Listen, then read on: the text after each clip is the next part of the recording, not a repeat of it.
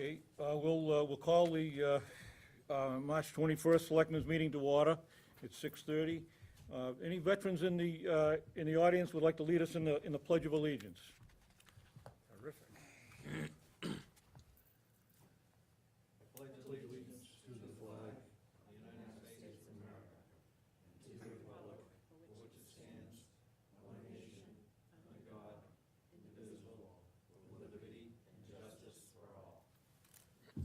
Thank you.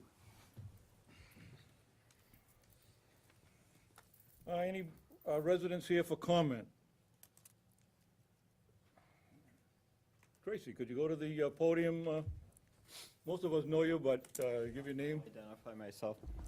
Hi, my name is Tracy Guilford. I am a member of the Groveland Fire Department for 33 years, as well as a member of the Cable TV Advisory Board. I just want to take this moment because I know so many people in Groveland watch this, to show a smoke detector and remind people in Groveland that smoke detectors are really important. We have had a number of fires in the U.S. since the beginning of the year with a number of fatalities, and a number of those fires have been caused by people having smoke detectors that were not operating at the time. Last weekend, we changed the clocks, and usually people are good about changing their batteries. So we want to encourage people, if you did not change your batteries, please check them, change them. Please check your smoke detectors on a monthly basis, and please consider having hardwired smoke detectors put in. The other thing I wanted to update the Board of Selectmen on, I just update them on the veto project. I had not heard from Doug Munn since November, so Denise was not here last meeting, so we had no update. So I tried to call him, and his voicemail was full, so I shot him an email this afternoon and got a reply. And his reply was, "Hi Tracy, thank you for your call, letting me know about my message mailbox. I've been having some difficulty with my phone and due for a new one. I think it best for me if I get back with you via email. It is very helpful as a reminder tool to have email records for my recollection. In fact, I went back through my email records of the veto project to bring back dates, etc., in order to give you this update. Back in November, you contacted me suggesting I had not been responsive with the project. I then contacted Denise to apologize and be certain any misunderstanding on my part should not in any way reflect upon you, etc. I did copy you and forward that email to you. After that, I was in touch with Denise about the design in regard to her request to separate the project into two parts, one for the building renovation and the other exhibits. I made it a point to connect with her, offering to have the design changes in two separate packages to her ASAP, and she offered that if better for me, because of attending to his mother, that I could wait until the beginning of December. I was thankful to her for this. I separated out the two projects, developed new drawings, and provided her with the two sets of design docs on December 6, 2015. On December 28th, I heard from Denise indicating she had just about finished putting together the bid docs and wanted to get together for a few questions. On the 29th of December, I indicated that would be fine, but with my business travel and an uncle's recent death, I would not likely be available until after the 18th of January. I also offered to have a phone conference or Skype to discuss any questions, but she preferred to try and do the meeting in person. I contacted her on the 20th, seeing about meeting, and did not hear back. At that point, I assumed her questions may have been answered. I've been traveling or in Savannah with work regularly over the last several months, but always available via phone conference, Skype, and when in town can arrange to find the time to discuss the project. Frankly, Tracy, I have been accused of being non-responsive, delinquent, and whatever else. All are offensive and untrue. I have spent far too many hours changing drawings, meeting, reorganizing to meet the best needs of the town, all to have this keep coming back to somehow my fault.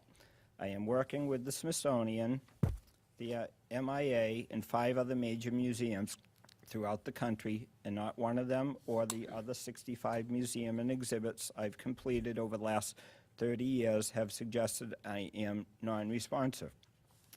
I am not certain what the problem is, but in the interest of the veto, may I suggest you simply bid the exhibit portion of the project? I had thought this portion of the project would be bid to select bidders whom have completed exhibit work. I have offered to supply the town with a list of appropriate bidders. We can find alternative ways to control the natural light if the renovation part is cumbersome. Leave the exterior changes alone. Probably best to reply or suggest anything on your via email. I am in and out of meetings, cars, planes, etc. So that's the update I have for him. First, I do want to publicly apologize to Doug, and I will send him an email if I or anyone else seem to be too hard on him.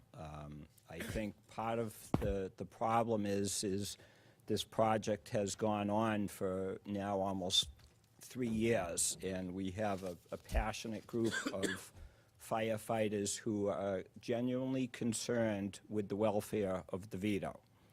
And so our whole goal is not to discredit Doug, because when he became involved in the project, he is well-known in the museum world, and I don't want him to think that his work is unappreciated. We just want to see some type of timeline to see this project finally gets done. And our other concern, genuine concern, because it's taken 3 years, we got the award for CPA for a certain amount of money. Everyone knows labor goes up on a yearly basis. Cost of materials goes up on a yearly basis. So we are concerned with being able to finish the project with what town meeting voted for. So again, I want to publicly apologize to Doug. And like I say, if anyone else upset him, that was not anyone's intent, but intent is where we are at this point. So I don't know if Denise wants to fill us in from this point? Because I never got an email from him on the 20th. I've actually been waiting to hear from him. We had a tentative meeting scheduled, and I never heard back from him. Okay. I can't put the exhibits out to bid, because I don't believe we're gonna have enough money to do the exhibits with the cost of the construction that's required. One of the issues was there was some conflicting information and specifications in the documents, which is why I wanted him to come here and actually look at the room so he could tell me why those specifications are in there. Because I don't see how we can bid some of those things within the scope of the project, and that's sort of where we've been.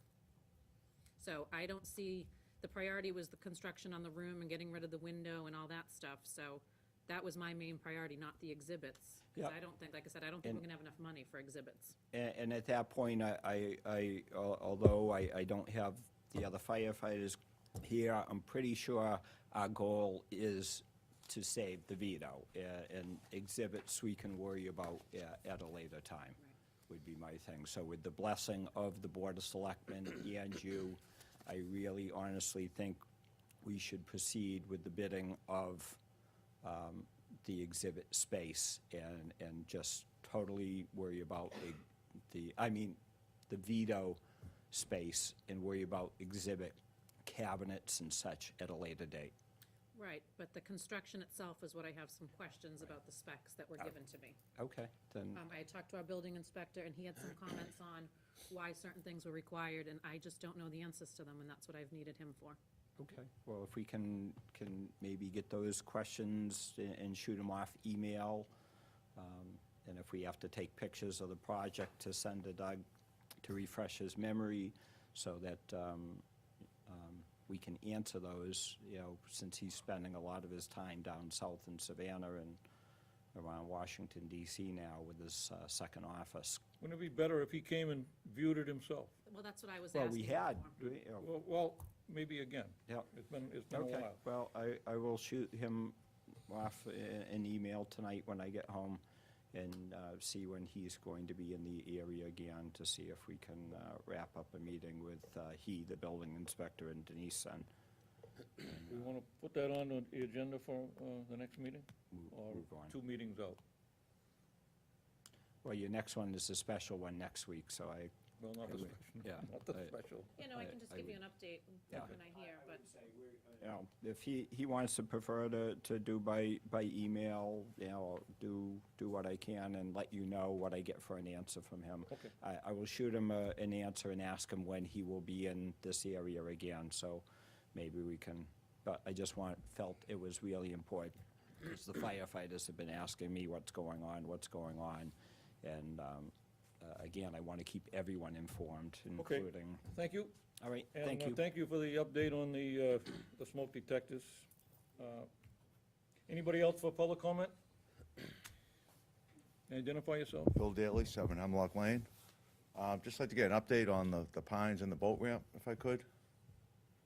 So where the boat ramp stands, money, what's left, or when the bathrooms are gonna be fixed on the pines or started, if anyone knew.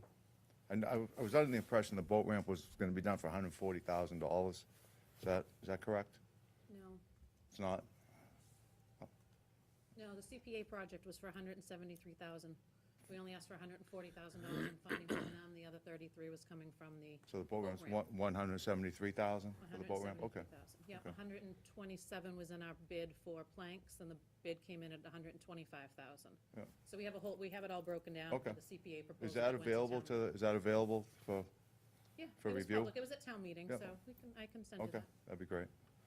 And what's going on with the bathrooms? Do we know? Well, the bathrooms, we hadn't done anything during the winter months. So, So is that on schedule? well, there really isn't a schedule. It's still gonna happen. It's still on the timeline, but we didn't have a schedule for it, no. Okay. When's the anticipated start date of the boat ramp? We can't do anything until November 1st now, because we've exceeded our Army Corps of Engineer Okay. permit deadline. Are we still gonna take delivery of the remaining planks? Yes, So we're gonna pay for the planks now everything will be on site and and ready to go. keep them there for 1 year? Well, can not a the- year, 6 months. Everything will be on site and ready to go for November 1st. Okay, We can do outside water work prior to that. We can do some work on the grounds in October, but actually November 1 is when we can start the in-water work. okay, We had until November 1st through March 1st is when we could actually work. And Okay. there was a delay with some of the parts that went into the planks, so they were delayed. But now we have about half of them on site. I know rest of them- there's 101 planks, so there's 18 on site. I was just, Oh, I don't, Yeah. they've been delivering them almost daily, Yeah. so. so, and the town's gonna install all those? Yep. Okay. Yeah, we'll have a diver to do the in-water piece that's needed, but Okay. Yep. Is there I know the plan that went out to bid isn't, is that what's gonna happen? Yep. Oh, it is, okay. Yep. All right. Okay, that's it. that's what we've been working with the engineering firm on. So they're the ones that put the specs together. They're the ones that worked with us for the in-house reporting of that in the CPA proposal. Okay, all right, excellent. Yep, Thank you. Yep, take care. Anybody else for resident comments? None. Approve the warrants. Mike, you Yep. want to handle that? Motion to approve payroll warrant number 16-39 in the amount of $131,663.97. Do we have a second? I'll second it. Seconded by Dan. All in favor? Unanimous? Motion to approve deduction warrant number 16-37A in the amount of $24,527.74. Second? Do we have a second? I'll second it. Dan will second it. All in favor? Unanimous? Motion to approve bill warrant number 16-39 in the amount of $576,758.40. Do we have a second? I'll second it. Seconded by Dan McDonald. All in favor? Unanimous. Right on schedule. Like it.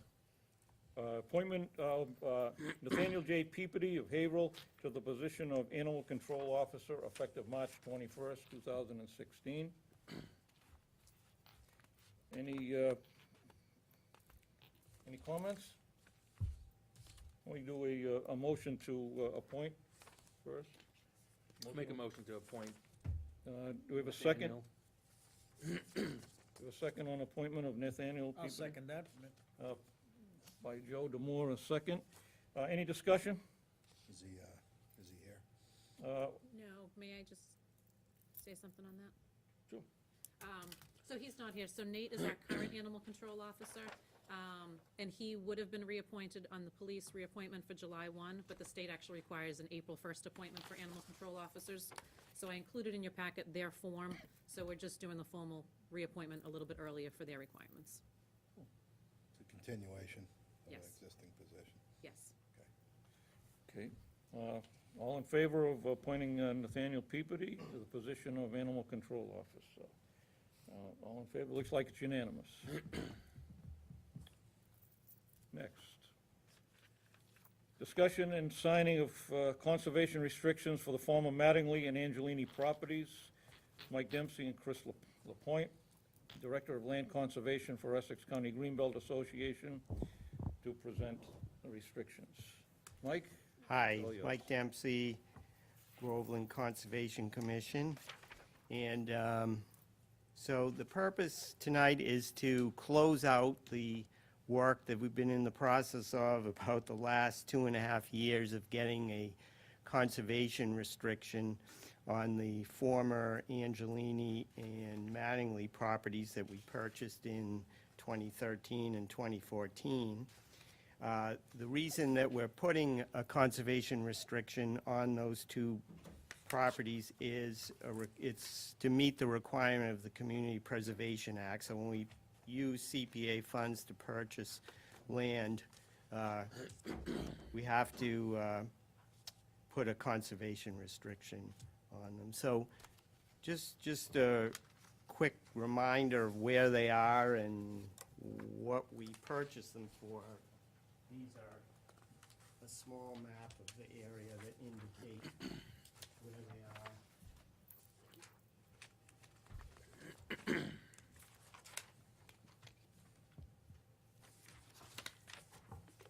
And this is the area between Main Street over here and Center Street, which we call the Center Street Greenway. Groveland already owned this property up here. The Groveland Water Department owned it. That's where the location of the solar panels are. And what we purchased in 2013 and 2014 were these three properties: the former Angelini property, the former Mattingly property, and the former Bussing property. These two are what we're talking about tonight, the Angelini property and the Mattingly property, which will be covered by this conservation restriction. Also, just note, here's the sites of the potential future wells. So, just to close out why we purchased this land, we did it for 3 reasons: to protect our aquifer, the underground water source that's in this area, that's the primary water source for our town, to also provide sites for 2 future wells, as I noted on the plan, for the town of Groveland, and finally, to provide open space, habitat protection, and area for passive recreation for our citizens. So, as I mentioned, this process has been in the works for about 2.5 years. I've been working with Groveland Conservation, Groveland Open Space and Trails, Essex County Greenbelt, Groveland Water Department. We've all had a hand, along with many other state agencies. Conservation restrictions are tricky to do, and so it's not unusual that it would take a couple of years to get one in place. So tonight, I asked Chris Lapointe, who's the Essex County Greenbelt Director of Land Conservation, to come and answer some of your questions, tell you maybe a few of the details about the CR and the process and what has to happen finally before we have it in place. And also, if you have any questions for him about the property or the conservation restrictions. So, come on up, Chris. Thank you, Mike, and thank you, Mr. Chairman, for time on the agenda this evening. Again, my name is Chris Lapointe. I'm the Director of Land Conservation at Greenbelt. Mike's done a great job giving an overview, so I'm not sure that I have a lot more to add, although I'm pleased to take any questions. Just to say a few things to add on to what Mike mentioned. The conservation restriction is really designed to protect the conservation values of the property, and each one is a little bit different. This one in particular, given that this is a piece of land that protects your drinking water and that has the potential for future drinking water supply, was drafted to allow you the flexibility to explore for and to develop wells in the future. So I think it's important to note that while the restriction is protecting the resources of the property and will largely mean that the property stays the way that it is now, it does allow you that future flexibility. The process going forward, and I'm glad to take your questions on any specifics, but the restriction has been drafted and has been reviewed at the local and the state level. It is essentially, barring any questions from you tonight, ready to be signed and ready to be recorded. With your vote this evening authorizing the conveyance and your signature on the conservation restriction, we will continue to go through the process of having Greenbelt sign and accept the restriction. It then needs to be signed by the Division of Fisheries and Wildlife and the Secretary of Energy and Environmental Affairs prior to being recorded at the registry. Any comments? Tell us what Essex County Greenbelt's role will be in the future. Sure. So Greenbelt is essentially agreeing to make sure that the town of Groveland follows the restriction forever. So what that means is that on an annual basis, staff from Greenbelt will come out to the property and monitor it and make sure that the activities on the property are consistent with the terms of the restriction. That sounds like an adversarial role, and it can be, but I think we see the relationship with our landowners and with the towns that we work with as more of a partnership to mutually work to conserve the properties that are important to our local communities and to our county, and to conserve the resources that make our communities livable. Do we have a Good list one. of those restrictions? Did we get a list of those restrictions? No, I haven't seen them. Can we get a list of those restrictions? I had provided a draft of the conservation restriction to Mike. I'd just like to know what I'm agreeing to. Absolutely. And I had provided that to Mike, and I thought that had been Forever is a circulated long to the time. board. Yeah, 80 years from now, Go ahead, someone's gonna be mad at me. Who drafted the restrictions? Is that, what's the origin of the restrictions, and is it self-imposed, or is it a mandated type of restriction? So this Can was, you take us back procedurally on the history of that? yeah, this draft was originated more than a year ago, and it was drafted following a state form with input from Greenbelt, with input from the Conservation Commission, the Water Department, the Commonwealth through both the Executive Office of Energy and Environmental Affairs, the Division of Fisheries and Wildlife, DEP, and the Executive Office. And I don't understand your question about whether it's a self-imposed Well, restriction. property, as I understand it, was purchased with Conservation Preservation Act funds, which are restricted for specific uses. Yes. A limited number of uses. So with that, does the statute require the deeds to have restrictions on them? And if so, what are the parameters? You could have the bare minimum, or you can certainly encumber those properties with all kinds of regulatory requirements. Is that correct? And where do the restrictions fit within the parameters of, no use to some use? That's what I'm trying to find out, and I haven't seen a list of them either, so what, and who formulated those restrictions? Okay. So, I'll try to answer all those questions.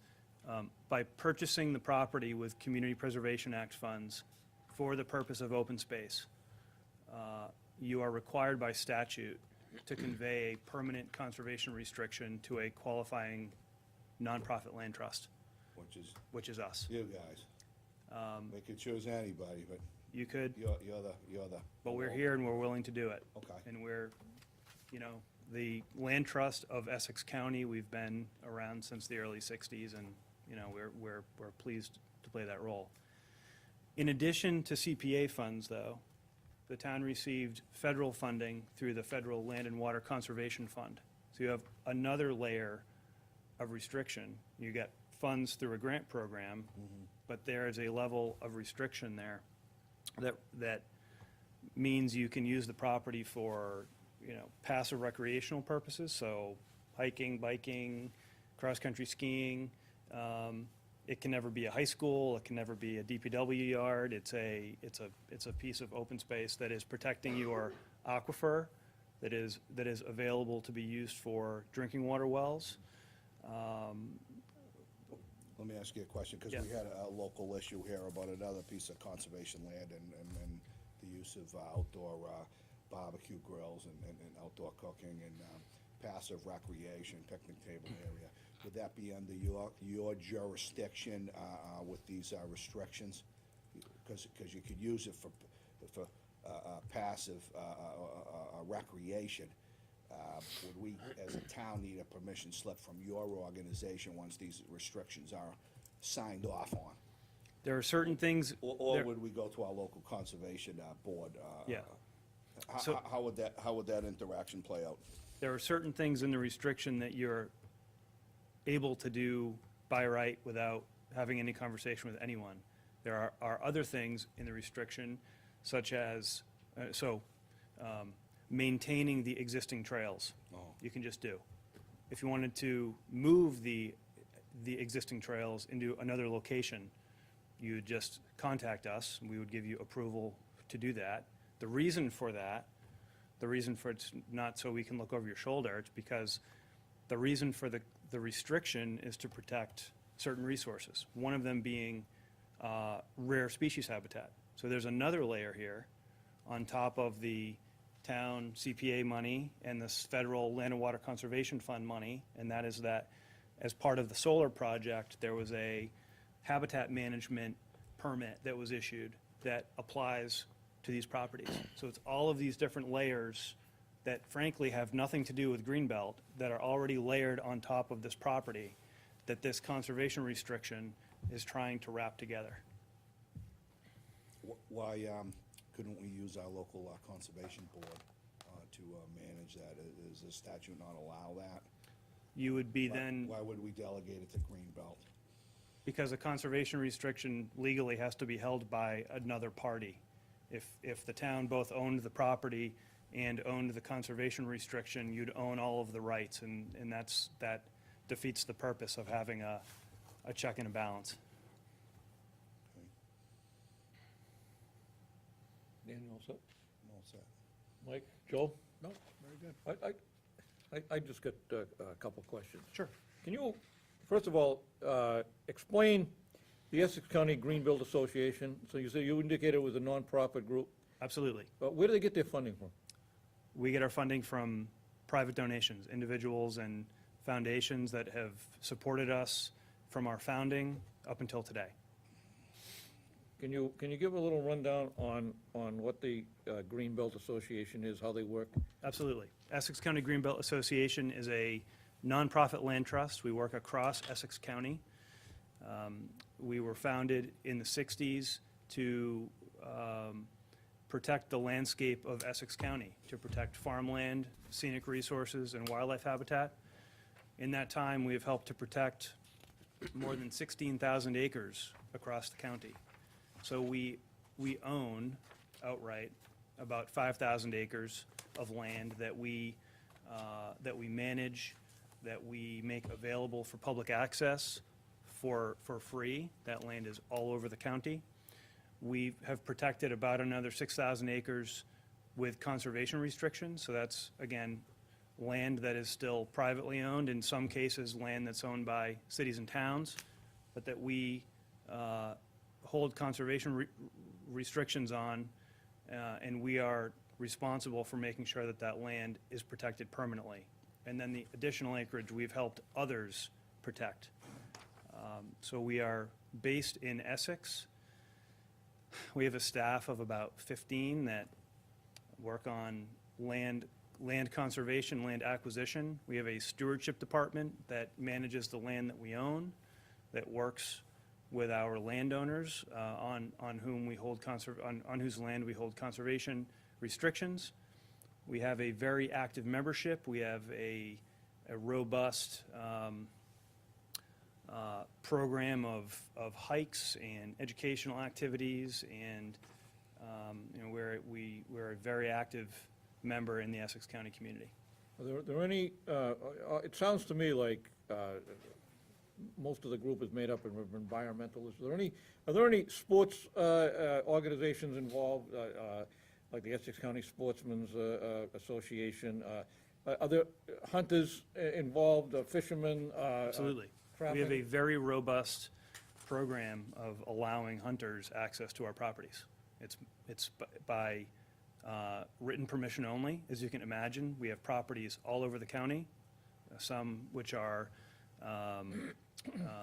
heavily used by the public and are less open, less compatible with hunting. But we manage hunting access all over the county. We work very closely, you were asking about hunting, but we lease our land to farmers to cut hay, to grow crops. Yes, we are an environmental organization, but we want folks to use our properties. We want folks to continue to have the use of land in appropriate ways. So working landscape, farmland, traditional uses, hunting, and so forth. Would this piece of property be open to hunting and trapping? This property is, I would kick that to the Conservation Commission, Mike. I think the conservation restriction allows hunting, but it's up to the town as to whether that's a use that's acceptable. Again, the town is going to own this property, so it's a question for the town. That would probably fall under conservation, or would that fall under a different board? Well, Mike, the property's held by the Conservation Commission, correct? It will be, part of the Conservation Commission's job of care, custody, and control. Okay, any questions? Mike, Joe? Well done. Are we expecting to vote on this tonight? I would hope not. I would like to read those restrictions further. I would too. I think in my opinion, we just handed these restrictions. I think we only got one copy. I think we should put this off so that everybody gets a chance to look at the restrictions, rather than just handing it to us just before the meeting. Mr. Chairman, I completely agree, and I apologize. It was my understanding that the board was provided with a copy before the meeting. That's not the case. It's entirely appropriate that you have the restriction and you are able to answer any questions. It was not the intention to hand it to you at this meeting and ask you to sign it. Are these restrictions all or nothing, or can we agree to some and not agree to others. If you have specific feedback I on don't know, I it, we haven't looked would, at them all, so. we would be happy to consider it, but I would say that what you're reading has been heavily vetted by the town as represented by the Conservation Commission and the Water Department over a series of months. Dan? Yeah, I have questions. I mean, the restrictions here, it says, these are prohibited uses, constructing, placing, or allowing to remain any temporary or permanent building, like tennis court, landing strip, not gonna have an airport there. Right. But, you know, could you put, you know, something as simple as a porta potty there, you know? Could you have you know, if there's open space there, could you have temporary little bandstand, you know? So, when you say temporary, I mean, maybe that way, I think that's too restrictive. The answer right now is, as it's drafted, no. Yeah. But I would encourage you all, as you read the restriction, the way that a conservation restriction is drafted, the first section is prohibited activities. And everything is prohibited. And then in the next section, there's allowed activities. And that gives you those rights back. So if you just read those first few pages, you'll say, wow, we can't do anything. Yeah, it looks like you can't do anything. But you need to keep reading, because rights are given back to you in the subsequent sections. And It's a contradiction. I apologize for how these documents are drafted, but that's how they're drafted. Are these lawyers drafting this? Placing, on filling, it? stopping. No snowmobiles, motorcycles, mopeds. You can't have motocross park there. So, why don't we, Can't, and let me take the opportunity to say that, you know, I'm happy to take these questions, they're fair questions. A lot of these restrictions come from the fact that your town meeting voted to spend CPA open space money to buy this land, that your water department wants it largely to develop future drinking water sources, that you accepted money from the federal government in the form of the Land and Water Conservation Fund, and that there's a habitat management plan applied to portions of the property by virtue of the adjacent solar farm. So as you're reading this, I would encourage you to keep that in mind, and let's talk about questions that you have. But that's where Greenbelt is coming here, trying to create a document that encapsulates all of those pre-existing conditions on this property.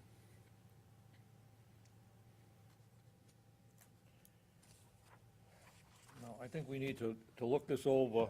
Just wanna make sure you can, you know, you go hiking on it, you ride your bikes, and if you need a porta potty or a little picnic area, we don't prohibit that. I mean, it seems like there are extremes in all directions. I understand protecting the aquifer, but, you know, if you can't even.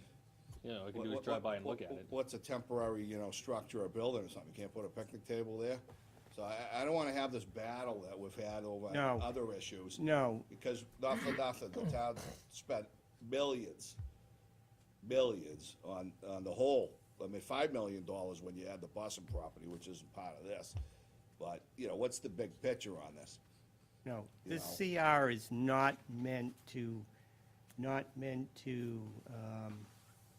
this is a legal requirement, and unfortunately, with the way that we spent the money to buy it, the habitat protections that were already in place because of the solar field, the grants, and then the requirements of the wells, and putting the wells there. This was a very difficult CR to put together, correct? Right. Normally, the state has a template that they use to put a CR together. And normally, you would be able to get a CR and pretty much have it to review and go over in a matter of a couple months. But every single line in there required natural heritage, the state, the other organizations, National Park Service, all of these other agencies to agree to anything we said or we didn't say. So that's, I think, the difficulty in, you know, trying to go back over it and say, can we change this, can we change that? I think our goal was, you know, if you look on the map, these two properties are going to be protected under this conservation restriction, but not the entire parcel that was purchased. The entire busing parcel is currently unprotected. It can be, and it specifically borders both of these properties. So, you know, there's no reason why porta potties can't be placed on the edge of the busing property. A picnic area can't be placed on the edge of these two parcels. The idea is that these two parcels are going to be not unlike some of the other large parcels of land, such as Meadow Pond. They're primarily used for some hunting there, fishing, hiking, walking. I don't think you've heard any complaints about restrictions on Meadow Pond. There's plenty of people using it. No one's complaining. The state, in this case, holds the conservation restriction on that. It's equally as restricted as far as some of the things that you can and can't do as these two properties will be. So these aren't unusual, and they're not unusual in the sense of publicly owned space that needs to be protected. Other towns are doing this. It's not like Groveland is trying to do something that's overly burdensome. So, but, you know, I just want to emphasize that it's Groveland Conservation's goal to make this property useful. We're having a couple of trail days this spring to try to get people out there to look at it. I've taken the entire fourth grade class in the fall last year from Bagnell through the property. The kids loved it, you know. So I don't think we're going to have a problem with restrictions of the use. I have a, Mr. Chair, I have a recommendation. We as a board can review the document, and we can send questions to Denise up to November 29th.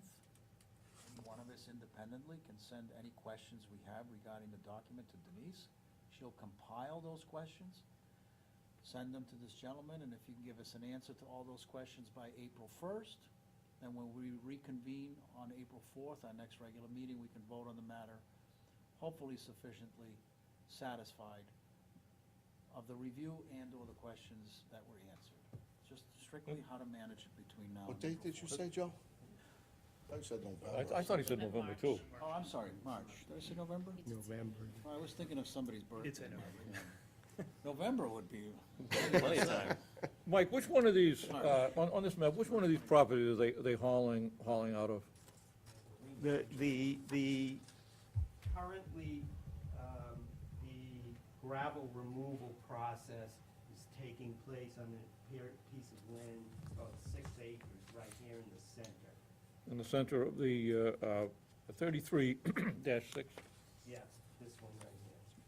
So this has restrictions on gravel, so Yes. that would be pre-existing subject to Yes. the. It specifically calls out that gravel removal permit.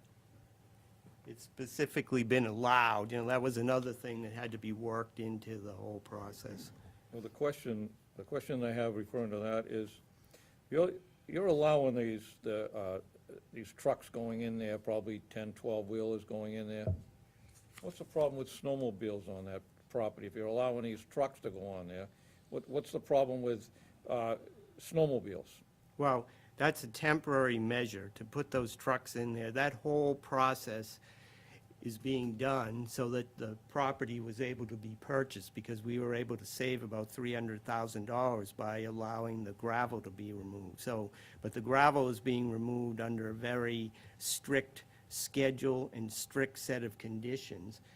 And those conditions are going to evaporate once the process is done. So once the process is done, there will no longer be allowed trucks driving through there. The entire portion of the 6 acres will be under the requirements, are going to be reclaimed and replanted, and so, that's a permitted use on the very strict guidelines. yes. Which ultimately will benefit the property by having it in a condition to be restored back to its natural state. Right, and your board is actually, in charge of, Right. of this. Right. Conservation, the water department are monitoring it under the permits that we had to issue. You also had to issue a permit, and you have the right to look at it. You will be reviewing it, I believe, in June again, so. So again, Mr. Chair, just to, I had the wrong date. March 29th is next week. We study it between now and then. We have questions. We send them individually to Denise. This way here, you're not getting peppered with questions from different, and there's no timeline. We get them all out to you, and then you're gonna have to give us answers within 72 hours or so, April 1st. We can still mull over those questions and answers over the weekend and drop in here on April 4th and vote. Sounds good. You want to make a motion to table that? Wanna- Motion to table to that meeting? Yeah, we don't need a motion. If you accept my idea, we can just, you okay. can act on it as chair. Dan? I'm fine with that, but I want, where would I go to, look to see what other towns have done if I wanna do a comparison analysis on these restrictions compared to, are these selected by the group that got together? For instance, Ed brings up, snowmobiles. Is that a prohibited use under statute, or is that just a subjective taste type of thing that was, how do you come up with the prohibitions? Town meeting purchased the property for open space purposes with CPA funds. Right, That would, but whose interpretation of the use of that property? Is it statutory, regulatory? well, I mean, that or would is it- be or is it- probably the Department of Revenue and the interpretation of the CPA statute. We have Land and Water Conservation Fund monies through the federal government that would prohibit motorized recreation. So you're saying it's prohibited under federal law to use a snowmobile use? Not under federal law, but under the funding source that the town received to buy this property, the Land and Water Conservation Fund. You could not use recreational motorized vehicles on that property. You have layer after layer after layer Of bureaucracy. of restriction, but you, Red tape. yeah, you got money from the Land and Water Conservation Fund to help purchase the property, and there are conditions that come with that funding. So before I've even come on the scene, having nothing to do with Greenbelt, these are conditions that exist. What I'm trying to sift through is what's mandated and what is optional. Where would I look to find that body of law or regulations as to what's mandated for restrictions and what are optional? Well, I think I can direct you to, I can send you examples from other towns. I could direct you to the Registry of Deeds where all of these conservation restrictions are recorded. I would say you're unlikely to find a situation where you have CPA funds and Land and Water Conservation Fund and a natural heritage habitat management plan and what else all layered on together. So there are, Those are all layered on top Specific- for the whole property, not just portions of the property. yes. Is that true? Yeah. It's a overlap of the entire property. It Yes. restricts the whole deed. But some of these things are not unusual for conservation restrictions. Most conservation restrictions wouldn't allow motorized recreational vehicles anyway. That's Most. not, yeah, I mean, Do some? I think it would be unusual that they would allow that, Well, I mean, right? Yes, correct. Yeah.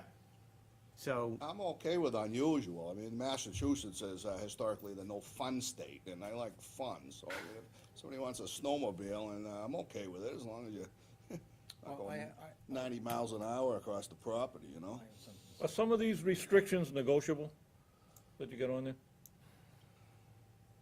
well, it's hard to say because it depends where they come from, but It depends what, I mean, we're not trying to be cute about this. It depends which ones you're talking about, okay? This is a restriction that involves your town's Conservation Commission and the Water Department, DEP, because there's a water supply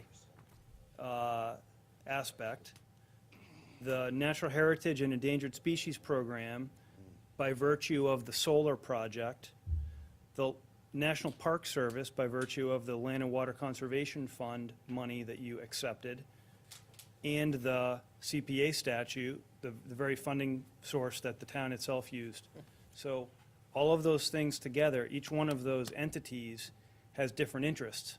And so while one of them may say, yeah, great, we don't have any problem with snowmobiles, Natural Heritage is going to have a problem with snowmobiles, and the Land and Water Conservation Fund is going to have a problem with snowmobiles. So it's not my judgment call that I don't want you to be able to drive snowmobiles out there. These are the funding sources and the layers of interests that are already out there. Is there a list of the funds that were contributed? How much, what organizations contributed other than the taxpayers' CPA funds? Who gave and how much? Because I have no idea. Who gave? And I understand when you take the money, it comes with strings attached, so who gave money and what are we bound by? No, the funding sources were CPA funds, a combination of CPA funds, water department funds, turtle mitigation funds that ultimately came from the water department, and the Land and Water Conservation Fund grant. So that was it. That is basically 4 sources of the Land fund. and water? Was it Land and called? Water Conservation Fund, yeah. That's the National Park Service program. Now, the water company contributed because they, was it because of the solar panel site? Yes, the turtle mitigation funds, they had to put aside $120,000 in order to be able to build the solar field.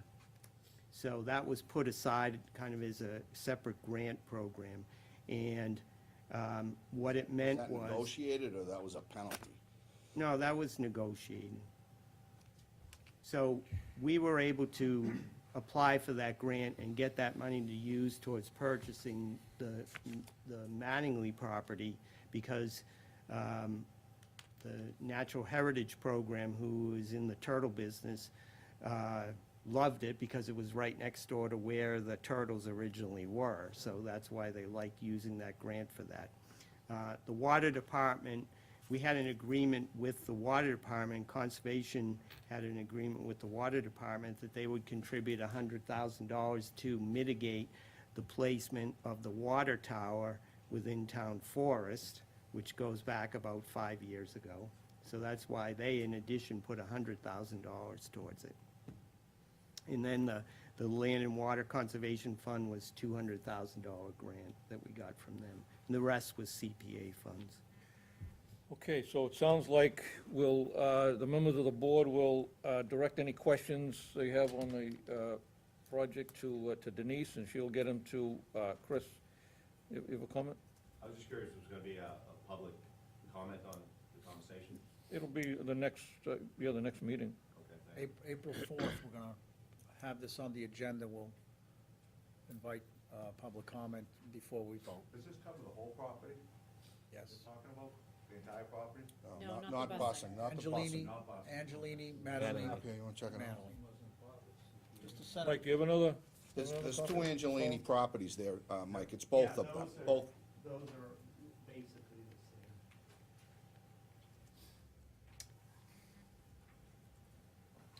I do have one comment, just one quick. Go ahead, Joe.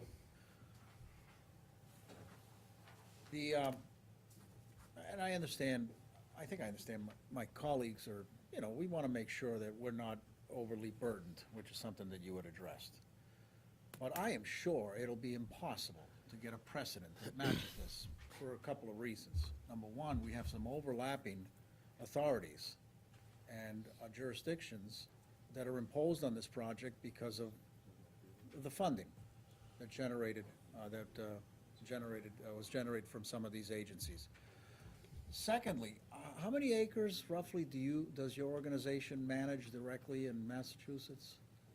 Did you say 5,000? We own and manage 5,000, we protect another 5,000 or 6,000 through conservation restrictions. And I'm not looking for a real answer, but how many of those properties have aquifers on them? We protect a fair number of watershed parcels. You do, okay. So I think that this is, I think that what has been written is gonna match what is allowable based on all the overlapping jurisdictions and the fact that we have this unique blessing called an aquifer that we need to really protect. So I would be in favor of not having snowmobiles on there either, for example. But that's just me. But I think the chair has declared we're gonna go ahead and, we'll get you some questions. Consolidated, sent over to you, answer them if you can. Denise will distribute them to us by the Friday before the meeting, and then we go with hopefully a decision. Okay, thank you, both. Thank you, Mr. Chairman. Thank you. All done. A little behind, but we're not doing too bad. Electronic town meeting voting devices update. I think the finance director has some updates on costs for us. Just to bring the people up to date, there was a discussion at the last meeting that perhaps electronic voting at the town meeting might be the way to go.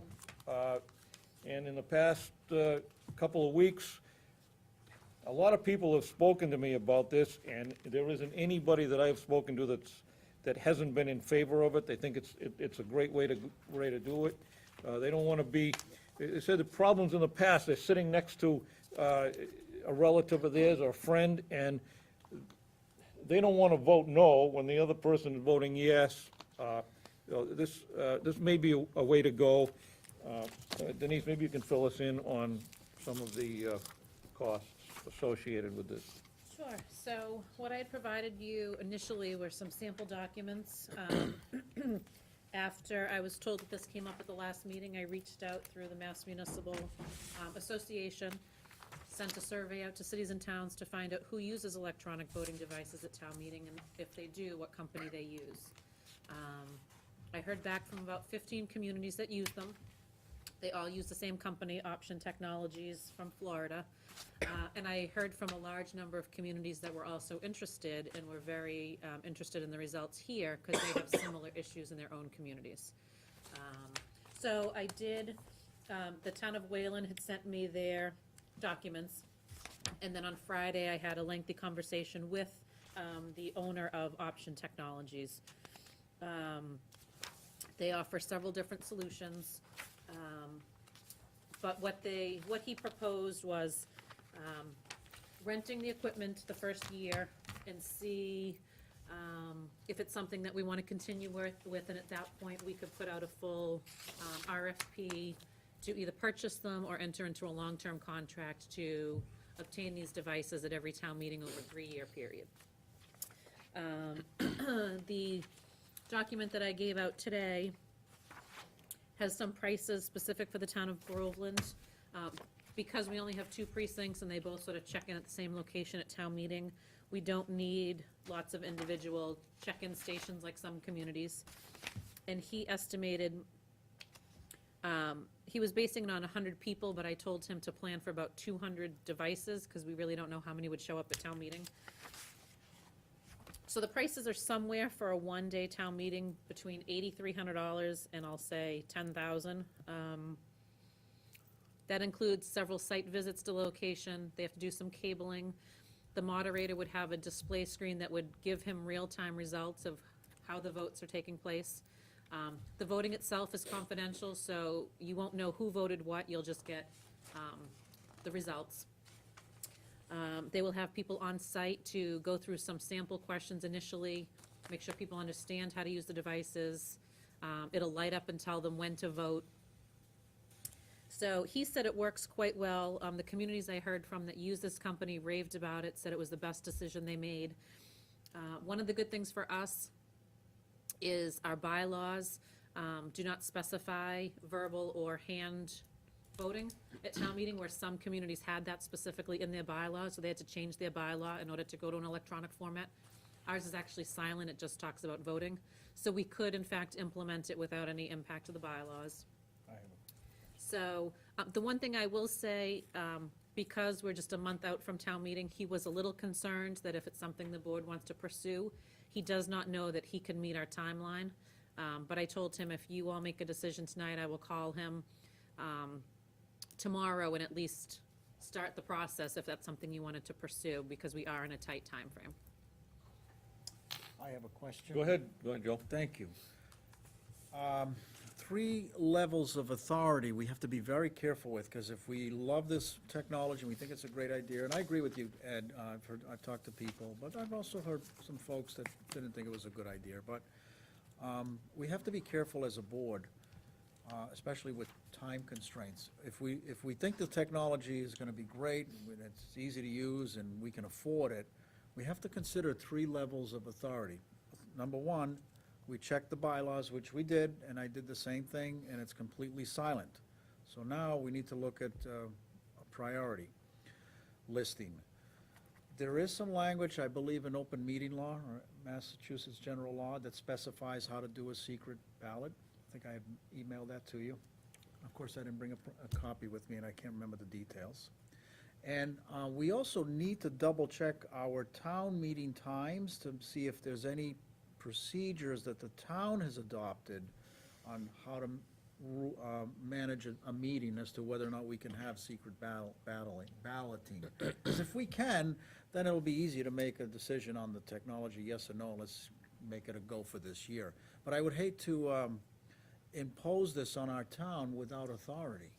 And I don't know, Ed, did you get a chance to look at town meeting times, our rule book, our parliamentary rule book, to see if it was silent or not silent on them? I looked at it, my only question was, did it have to be voted on by, to go to do this electronic balloting or secret balloting, to do it on each warrant article? Or is it something that could be done Like at a the beginning of the blanket. meeting Yeah. to apply to all the articles? And it was tough to tell, reading the book, what it was. Maybe you have some, a handle on that.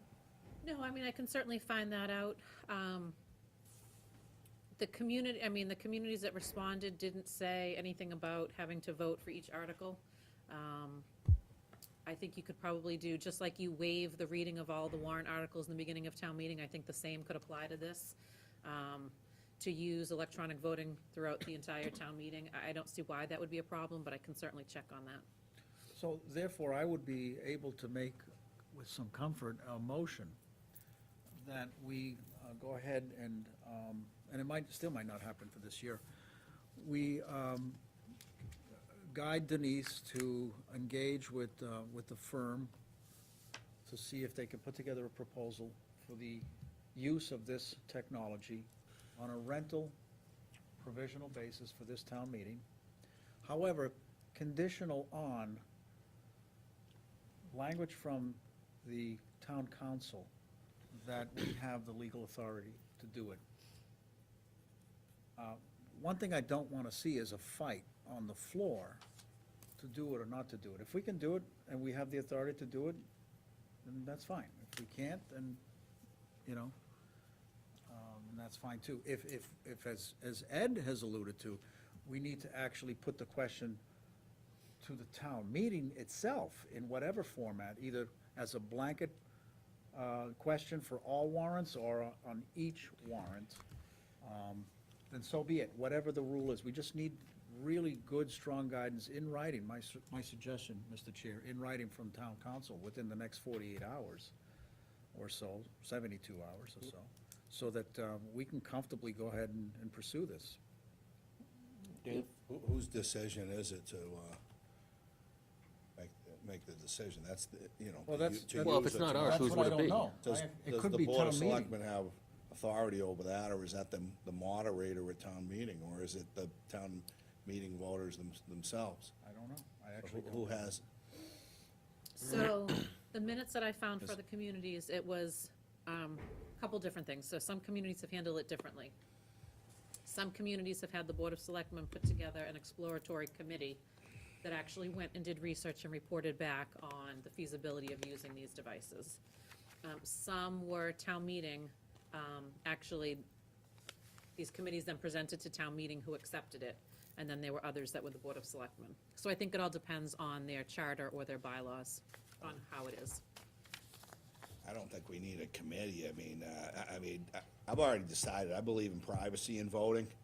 I think there's an intimidation factor at our town meeting. I think our town meeting needs to be reformed. It may have worked, 100 years ago, and then, 100 farmers in town, but right now, I mean, you could come in there with 50 to 60 people supporting any one agenda, and you walk out with a cash, because, we're lucky to get a quorum of 100, and people leave in droves once they vote on what's important to themselves at the meeting. So we need some reforms. We need to encourage more people to come.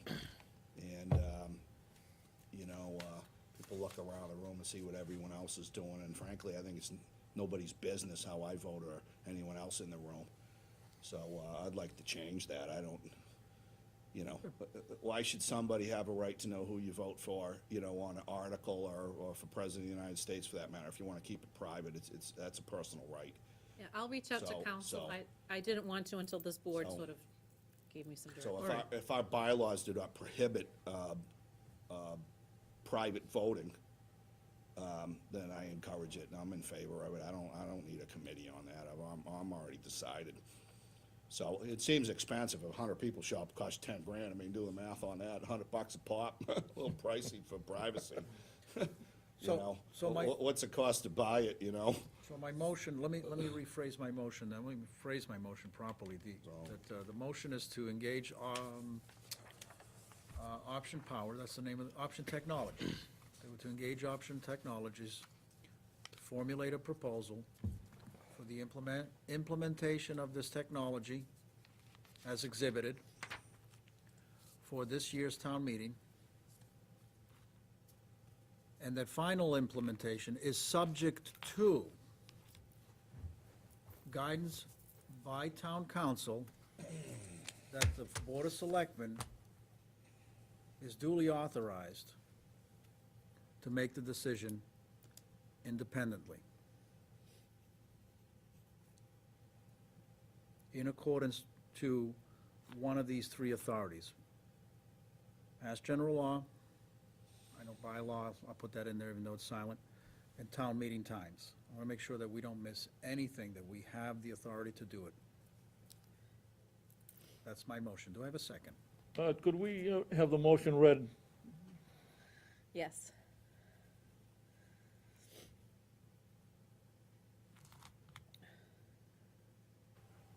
I just need to think of one word that you said. I say a lot of words. I can help you if you start reading it.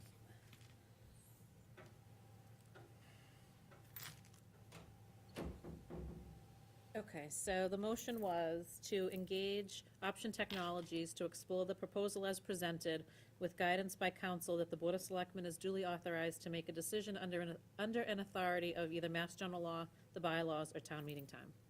Do we have a second on that motion? I'll second it. Dan seconds it. Discussion, any further discussion? I just have a question. I got a Oh, question. Mike, go ahead. I thought our conversations a couple of weeks ago was to limit the amount of town council that we're billing him. I'd hate just to spend more money on town council and then go and spend $10,000 on this, when we don't have money to do anything, so. Well, I understand the concerns that you want to make sure that we have the authority to do it, but is that something that, Denise, you can just find out in the bylaws? Is it clear enough in that, or is that something that you would rather push off to the lawyer to be Well, certain? I think we probably would need town council. I can certainly ask the other communities if they had town council who authorized it, but I think to protect this board from making a decision that you may not have the proper authority to make Okay. solely on this board, I don't think it would take much from town council. As I said, there's quite a few communities that are entertaining these types of devices, so I think hopefully it'll be a quick answer. yeah, and the MGL I've actually sent you. Yes. So you can just send that to him. The bylaw is silent, so kind of a moot point. And I agree with Ed, the town meeting times is murky enough that that's what's given us the problem here. Because if town meeting times said, this is how to do it, or it was totally silent, then we could, default to a higher law. That's the problem. Okay. Ed has confirmed that it's a little too gray, but I appreciate what you're saying, Mike. And No. some of those other towns that you spoke to, maybe they're not using meeting time, maybe they're using Robert's Rules of Order. Right. Good point. We don't know what the agreed what the agreed rule is. And that's why there are different variables. Some communities have charters, others would have bylaws, so I wouldn't want to rely solely on what the other communities have done, because it may be specified in their specific. I want to go, I think this board, we want to go into town meeting with confidence that we were duly authorized to do this. Okay. Mike? I'm good. Good? And one more thing about that, Mike. If we go ahead with this, we can also do another motion in the future and say, okay, this is great, but we're gonna have to use a ballot box, physically, written material this year, if the technology's either not affordable or not available. Right, so one thing I would say Actually is, do written ballots. if you do go ahead, I would suggest requesting a reserve fund transfer from the finance committee. We don't have the, $8,300 sitting around, so I think this would be an unforeseen expense that you could ask them to transfer out of their $20,000 that they have for When do we need to unforeseen do expense. that, now, or? If we go ahead with this. Okay, all right. So that would be one option to fund these devices. Okay. Secondly, just to go back to Dan's question earlier, no Massachusetts community bought this system outright because of the cost. Right. So everyone that uses it does rent it, and they do offer discounts. This company anyways does offer discounts if you do a 3-year contract. So it's a lower price if you guarantee a 3-year commitment with them. So that would be something that we'd have to go out to bid and explore if you wanted to look at this long-term. So there'll be personnel from the company that'll be on the floor that They night. will have 2 people on site. Hopefully they'll come back. Is it done by basic number of attendees? Is that the pricing? Yes, so we have to sort of estimate because. Well, we can do that. I mean, it's usually, 100, maybe 150 tops. Yeah, I mean, I think, some meetings, depending on what the criteria or the articles are, gets a larger Yeah. turnout. So we'd want to make sure that we have enough devices for everyone that shows up, but we don't want to have too many. So we have to kind of figure it out. They'll look back through the history of how many have attended meetings and things like that to try and help us narrow it down. We may want to plus it up, because I think some people will attend. Yeah, that I mean, we wouldn't could definitely plus otherwise. it up That's what I thought. 50/50. See, so, people yeah. will go just to see how the, You're getting that comment from people? I know. no, but I just thought that they I have. probably would. Yeah. No, but if it makes it easier and it's Sure. more, confident. Yeah. Okay. So we had Do we have a second on the, We had a second, I We think. had a second. Dan second, I'm sorry. All in favor? Looks like unanimous. Thank you for supporting that motion. Okay, next order of business, close the town meeting warrant. So this is just a formality, articles were due to me on Friday. I have very few submitted other than what the normal articles are. I will have a draft for you by Monday.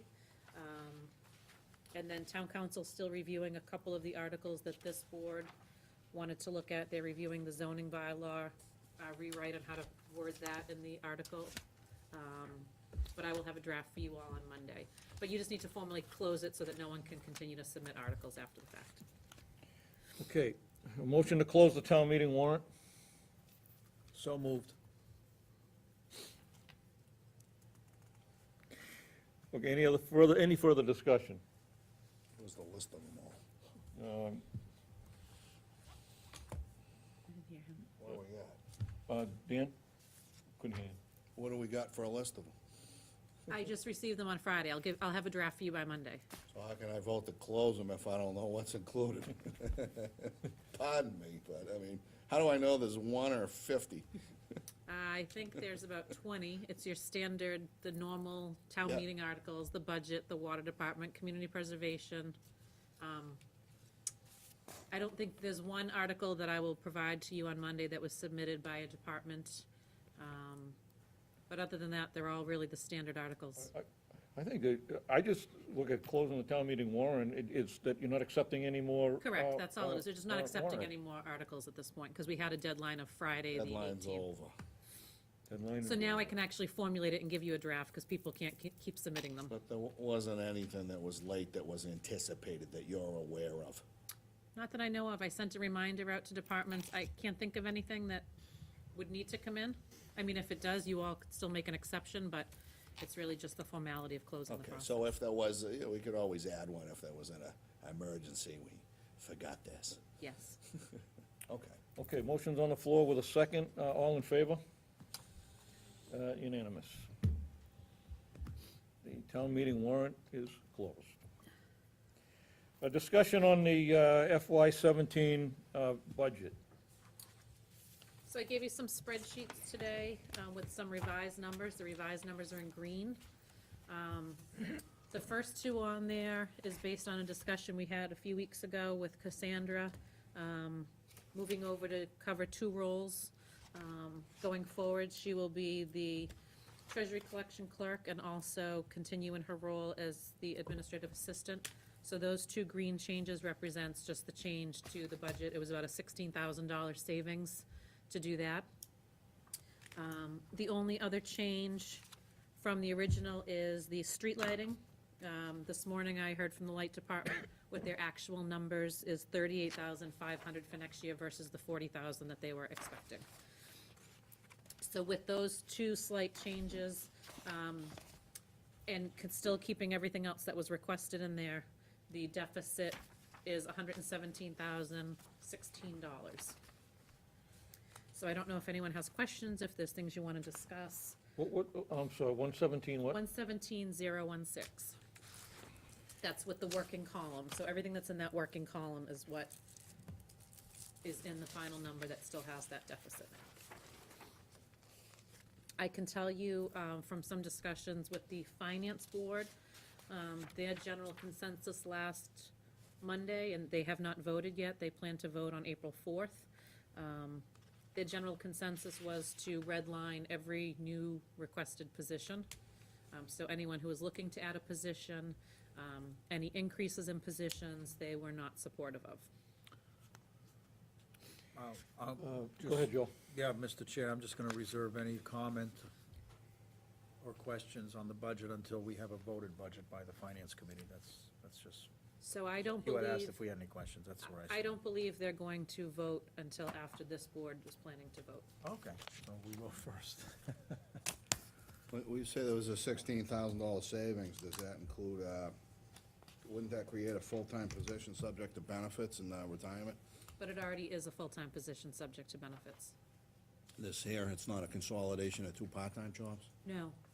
The Treasury Collection Clerk is a full-time job. Oh, it is, okay. So that person is She's moving, vacating the position? correct. So instead of hiring another full-time position and then keeping Cassandra at the 18 hours that she's in the Selectman's office, we're combining it, so she'll be at 30 hours covering both offices for those 30 So hours. there'll be one health insurance plan, one retirement.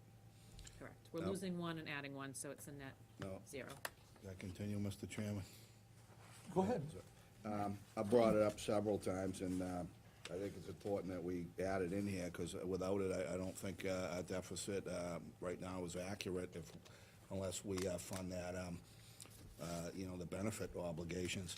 I mean, we're just kidding ourselves. So if it's $85,000 a year and it's 10 years gonna be $850, somebody 10 years down the road's gonna get a balloon payment for what happened before them. That's not fair to anyone.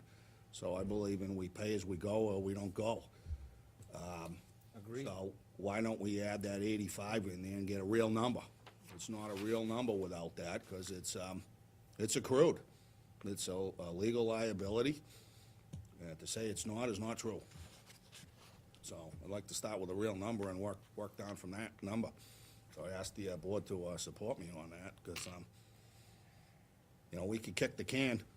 Everyone else in America seems to do that, and where it gets us at the national level and everywhere else in between. So here we are in Groveland. It's a small town, 7,000 people, plus or minus, and we have an opportunity to be fiscally responsible, live within our budget, or we need to make some decisions on whether or not we're gonna pay or we're gonna cut. So. Comments? I'd like to add that in there, Denise. I will just say quickly, just to clarify the deficit, that does not include the capital projects either. So I have not accounted for those capital projects. Do you know if the Finance Committee made any comment on capital projects? Do you know? They asked what the Board of Selectmen supported. Okay, that's fine.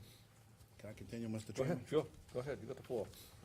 The, you see that planning board there, was that taken out wasn't there a new position they wanted? Yes, it's still in your copy, under the working column. They requested I will say, it's on the second page, at the top of the second page. The 37,500? Correct. So that's a new position that they're trying to get. My understanding is they raise revenue over there. Are they gonna contribute to pay for that, or is that gonna be supported through fees at the planning board, or is that gonna be straight through general? This was 37.5 was right through the general fund. Why, what about their fees over there at the planning board? My understanding is they charge quite a bit over there, So that was not part of theirs. There is you know? a requested It's conservation. not like $25 for a permit at the planning board, or, No, but the fees go into the general fund. well, I'm trying to follow the bounce of ball on this, you know? Because here's the way I see it. We had prior dialogues about the building inspector, and there was some discussion that, you know, you try to have the fees support that position. Why wouldn't we use that same rationale here and connected the dots on what we raised for revenue and what we gained from it to support that position? So I'd like to see some sort of assessment on that, and I haven't seen anything on that topic. It's just a request for a position, and I won't support it without further information. So last year, we only took in about $7,000 in planning board fees to the general fund. So how could they justify the position? Well, I think the position would cover many different departments. So I think the benefit of a planner is it would work with conservation, the building department, zoning, the water department, the fire department. So it's not just planning board that would use a town planner. I'm not convinced we need it. I mean, it hasn't been there before, and, you know, I mean, you know, how many projects do we have going on in Little Groveland that need a town planner? I mean, my understanding, there was 14 new construction permits issued last year. To me, that's not exactly constituting a boom that we need a new position on the payroll here for a town planner. I mean, what are we planning for? No development? I mean, that seems to be the trend here in town, anti-development, no, no, no, so we're gonna pay a guy to say no? Sorry to be cynical, but tell me I'm wrong. Member of the planning board. I know you are. That's- It's an administrative. Bob, can you go, Bob, can you go to the podium? So- I think everybody knows who you are anyway. Yeah, well, I'm Robert Arakalian, planning board member. But it's an administrative job also, and they would be at every planning board meeting. I went to a workshop a few weeks ago on, which I'm gonna present to the Board of Selectmen in a few weeks, about, they call it Complete Streets. It's a program Mass DOT's putting out, giving each town and city an opportunity to receive 400,000. No matter if it's Haverhill gets 400 or Groveland gets 400. And it's to make the street safety conscious as far as bicycle, pedestrian traffic, and vehicle traffic. I'd say 50% of the people at the workshop were town planners, because there's a lot of work to go into this to receive the 400,000. So I'm doing it right now, but it's a lot of work, and that's that's part of it. He can also be the conservation agent, like a conservation agent. He can help, there's a lot, well, he or she could help a lot of different departments. And there's a lot of grants coming in. There's a flood mitigation grant that just came in that they could work on. We've got a lot of areas that we have culvert either collapse or it's gonna collapse. We have a lot of problems in town that are coming. Probably in a few years, we're gonna have some problems on Salem Street, so. That's what that's why we wanted a town planner. It's a lot of work to do these zoning bylaws too. Yeah. Change the zoning You know, we bylaws. have, That's, and we have members of boards, like planning board members. I mean, we have to look ahead too. yeah, How- well, how- we paid town council some money to do this, these zoning changes, but the zoning changes, we could have probably saved some money if we had a town planner. Well, Did I sell you? No, not at all. I'm not sold, I mean, at all. Maybe, It just seems like it's gonna take some work off some people's plates, and Well, you're We're gonna- taking we're- work we're- off of volunteers' plate, we're expanding payroll. It's an expansion of government. but the We don't have you're we don't not have getting the enough volunteers. volunteerism either. I'm sorry, Joe. No, no, go ahead, that's You're not exactly getting the right. volunteerism now that you used to get on the planning board or in any other boards, I don't think. Everyone's busy with their, we're just not getting it. There's a lot of work, too. How urgent is it? Because, I mean, we're in the hole already before we even start here, and that's a big number. We kick that out and we take 25% of the deficit off the plate. I'm worried about, we're losing, they're coming out with all these, the stormwater, for the permit, MS4, is gonna be started maybe in about, 2 months. That's a lot of work on that. As far as even repairing catch basins or manholes, there's gonna be, required documentation. I don't know who's gonna do everything. Who did it in the past? Well, we didn't have all the regulations in the past. That's the problem. well, Bob, at the, maybe you remember, Joe, a couple weeks ago at the Mass Municipal Association meeting, there was some discussion about new legislation coming down on culverts. It was Did the you- MS4 permit. Yeah, the MS4, Okay. and that's gonna cost the town a lot of money. As an alternative, why couldn't you hire someone on a contract base, pay them hourly, and review some of the docs? I mean, it's kind of a per diem, as-needed basis. What are we gonna add permanent payroll to our budget? If you had something, you needed a grant reviewed, or you needed some sort of compliance, because we didn't have the manpower or the expertise, it seems to me that that's something you'd farm out, pay a guy, X amount of hours, give him his hourly rate. I mean, this is if we don't have work for this guy, don't sit there. Well, I don't know, I think if we were talking about doing it, like sharing it with another town, sharing the person with another town. So, maybe you could do that with the hourly rate. I mean, The other thing is, even from a budgeting standpoint, we're having the planning board pay for this, but the reality, as you said, it actually benefits other boards and commissions. it would It benefit really other would. I mean, boards. I'm really concerned about the fall off of volunteerism, and then you're looking at the expertise that's required. You join a planning board, it takes you 3 years to find out what the heck is going on. Yeah. Took me 2 years to 3 years to understand, have a good contributory working knowledge of what needed to be mastered to be on the school committee. I mean, new members come on these boards and commissions, and they have to keep quiet and learn for a couple of years before they can even function properly. So we need the expertise. We have a drop-off of volunteerism in the most critical areas. And we've got a massive amount of regulations coming down the pike. And, we're just gonna be doing it by the seat of our pants, and it's gonna cost us, and we're gonna make mistakes. I really do. So I agree with you, boss. See, you're a better salesman than me, Joe. I can't, If I can sell you, we're good. but that's the problem. It is. And when I went to that workshop, I was surprised. 50% of the attendees were planners for the towns. The other 50%? Were like me, DPW, 50/50. but they were there with the planner, too. I'll be real specific, because they're friends of mine, and I'm comfortable saying this. I don't think they're gonna be offended or worried about what I'm gonna say, but Bob O'Hanley is a wealth of information. Jim Freer is a wealth of information. These gentlemen are somewhere in retirement or deep in retirement. How long are they gonna be on the board? And when they leave, and if we don't replace them, how are we Right. gonna replace that knowledge and that force?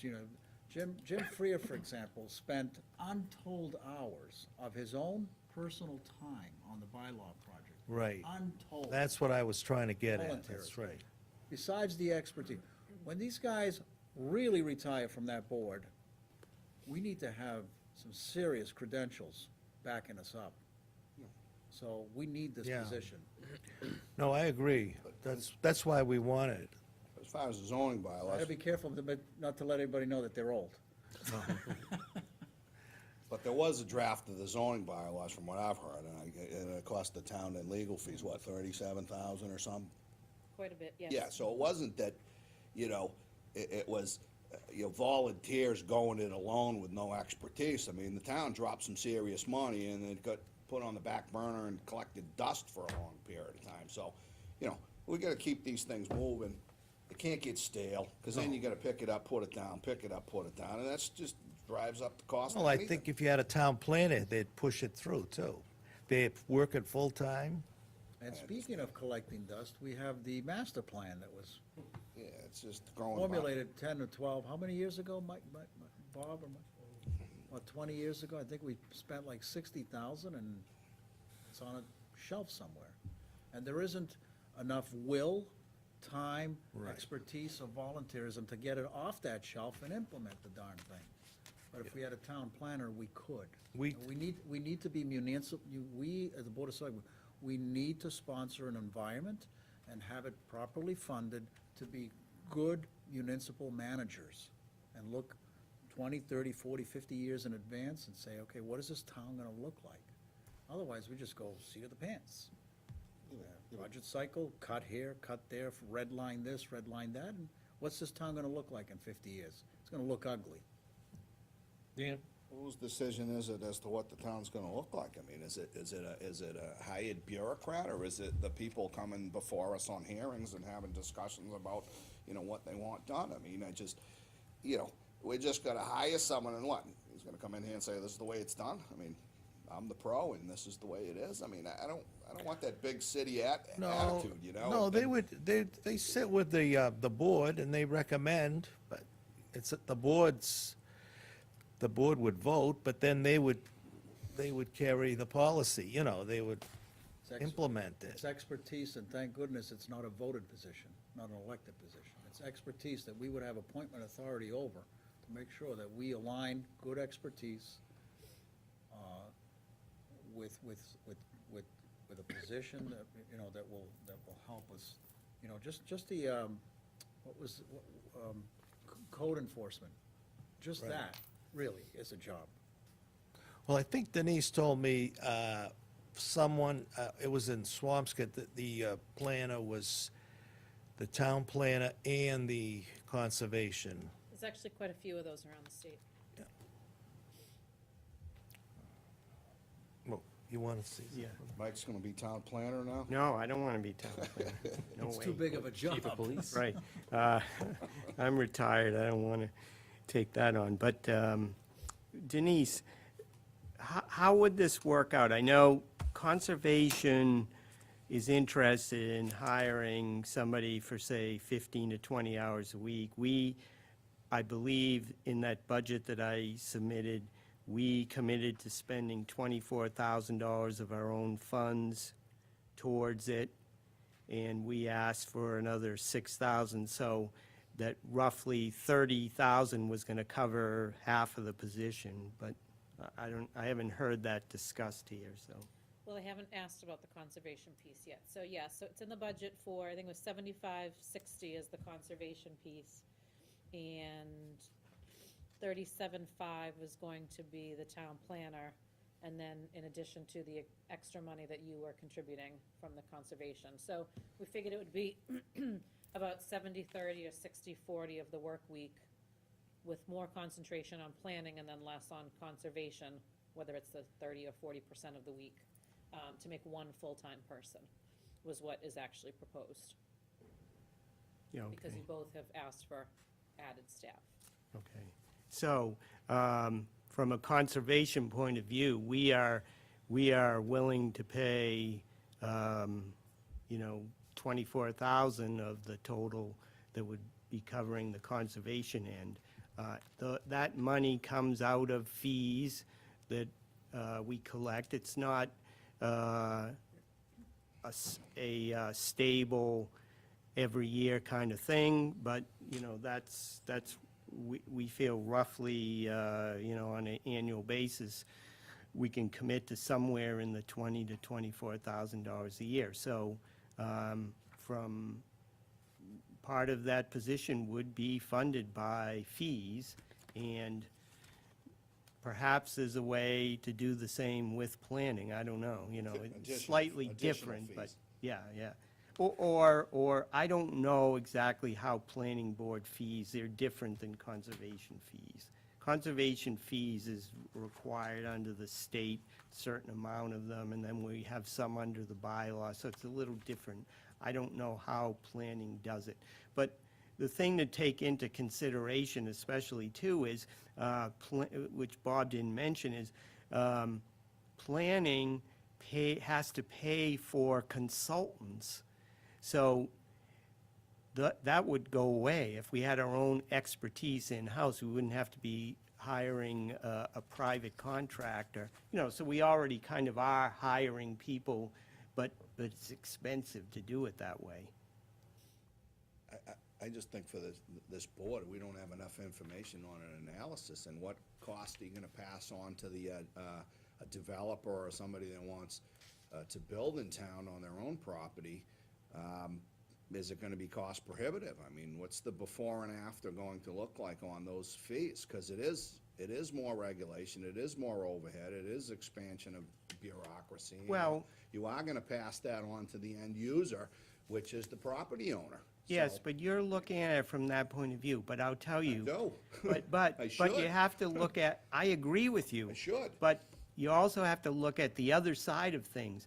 Builders, developers, and residents in town want an efficient process. If they're gonna build a development in town, if they're gonna put a business in town, if they're gonna build a house, somebody's gonna add a deck onto they want it to be simple. They wanna walk into town hall and walk out with the answer. And right now, it doesn't exist. You have to chase after 5 different volunteer boards. Lucky if you get a sign off on something. It can take months, basically, if you're not quite up to the speed on how you should do it. Just to get a simple fee, a simple permit for a deck, which is ridiculous.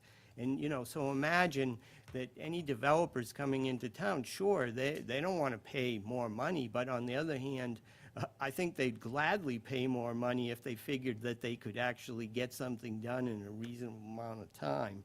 So I think that's a lot of what's going on. We just revised, we worked with zoning, planning, conservation, the fire department to revise the booklet, and I think that that's going to help, but it also pointed out how inefficient we are when it comes to this stuff.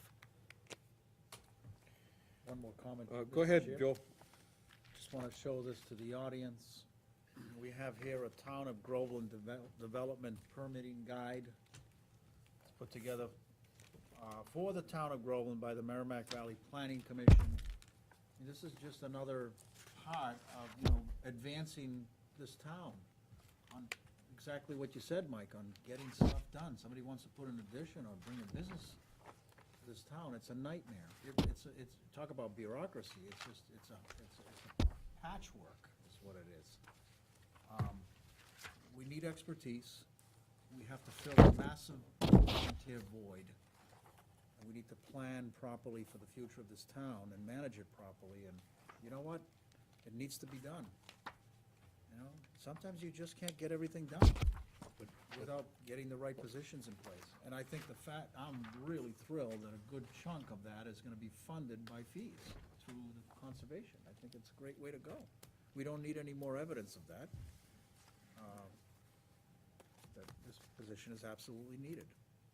Dan? That's my position. I'd just like to hear from people, you know, in the trades and people that are in the business, and whether or not they believe this would be a good thing, you know?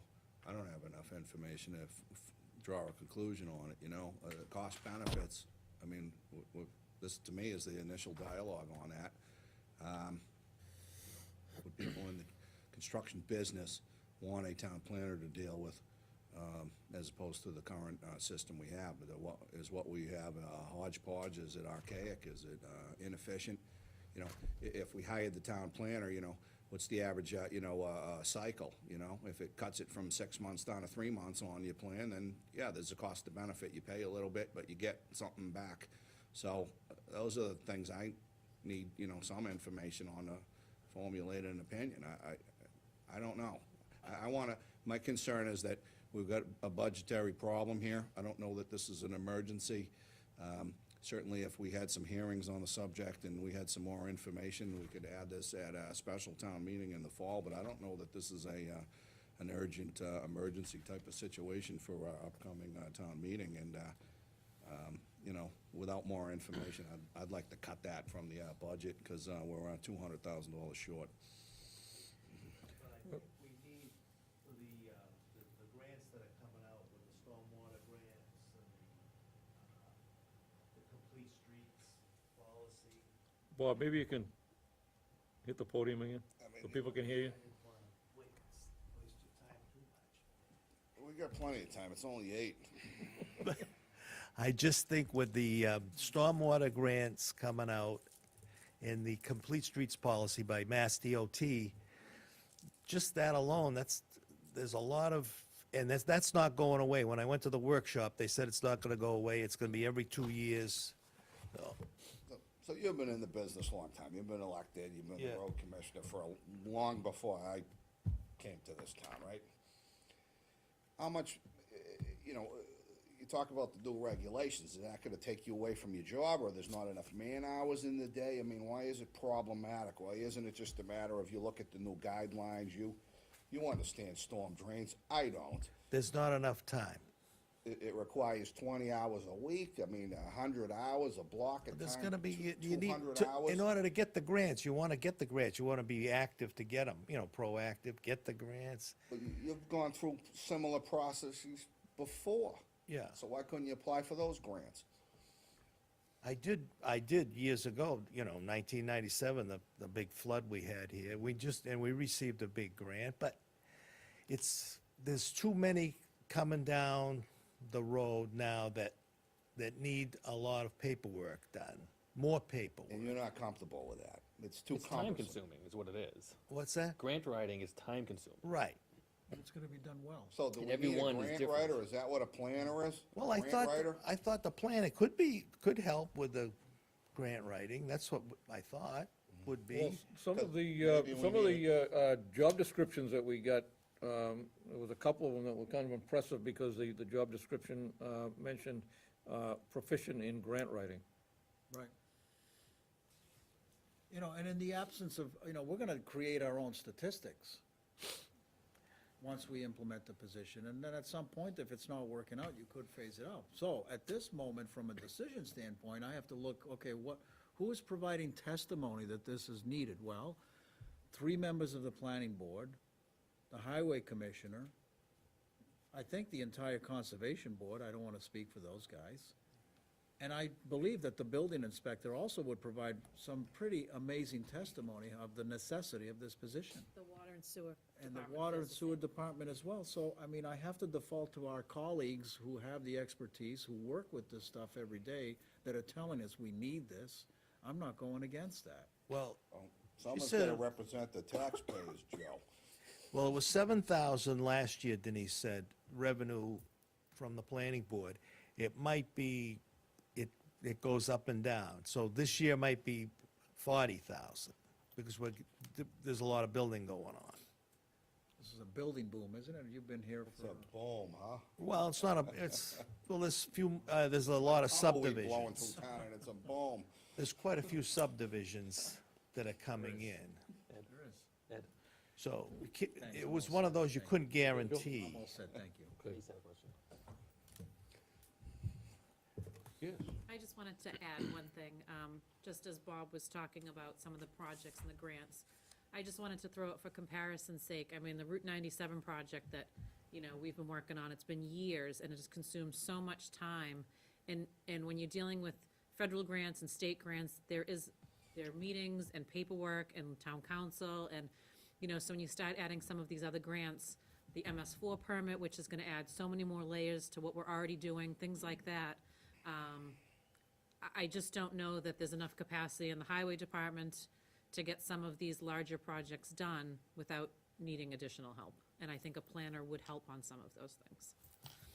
I think when listening to everybody, and I kind of semi-agree with Dan, maybe we're looking at a town planner, and we should be looking at a specific person as a grants writer. Most of the grants writers, their salary is taken out of the grants that they apply for and are able to get. They get a commission, they get a cut. Yeah. You produce, you get paid, you don't? Maybe I tried to sell it too much on the grants, but there's a lot of the zoning changes, and any zoning. We have a commercial project coming in now. We're gonna have a meeting, Mike and building inspector and planning, on Salem Street, you know. ZBA can handle it. But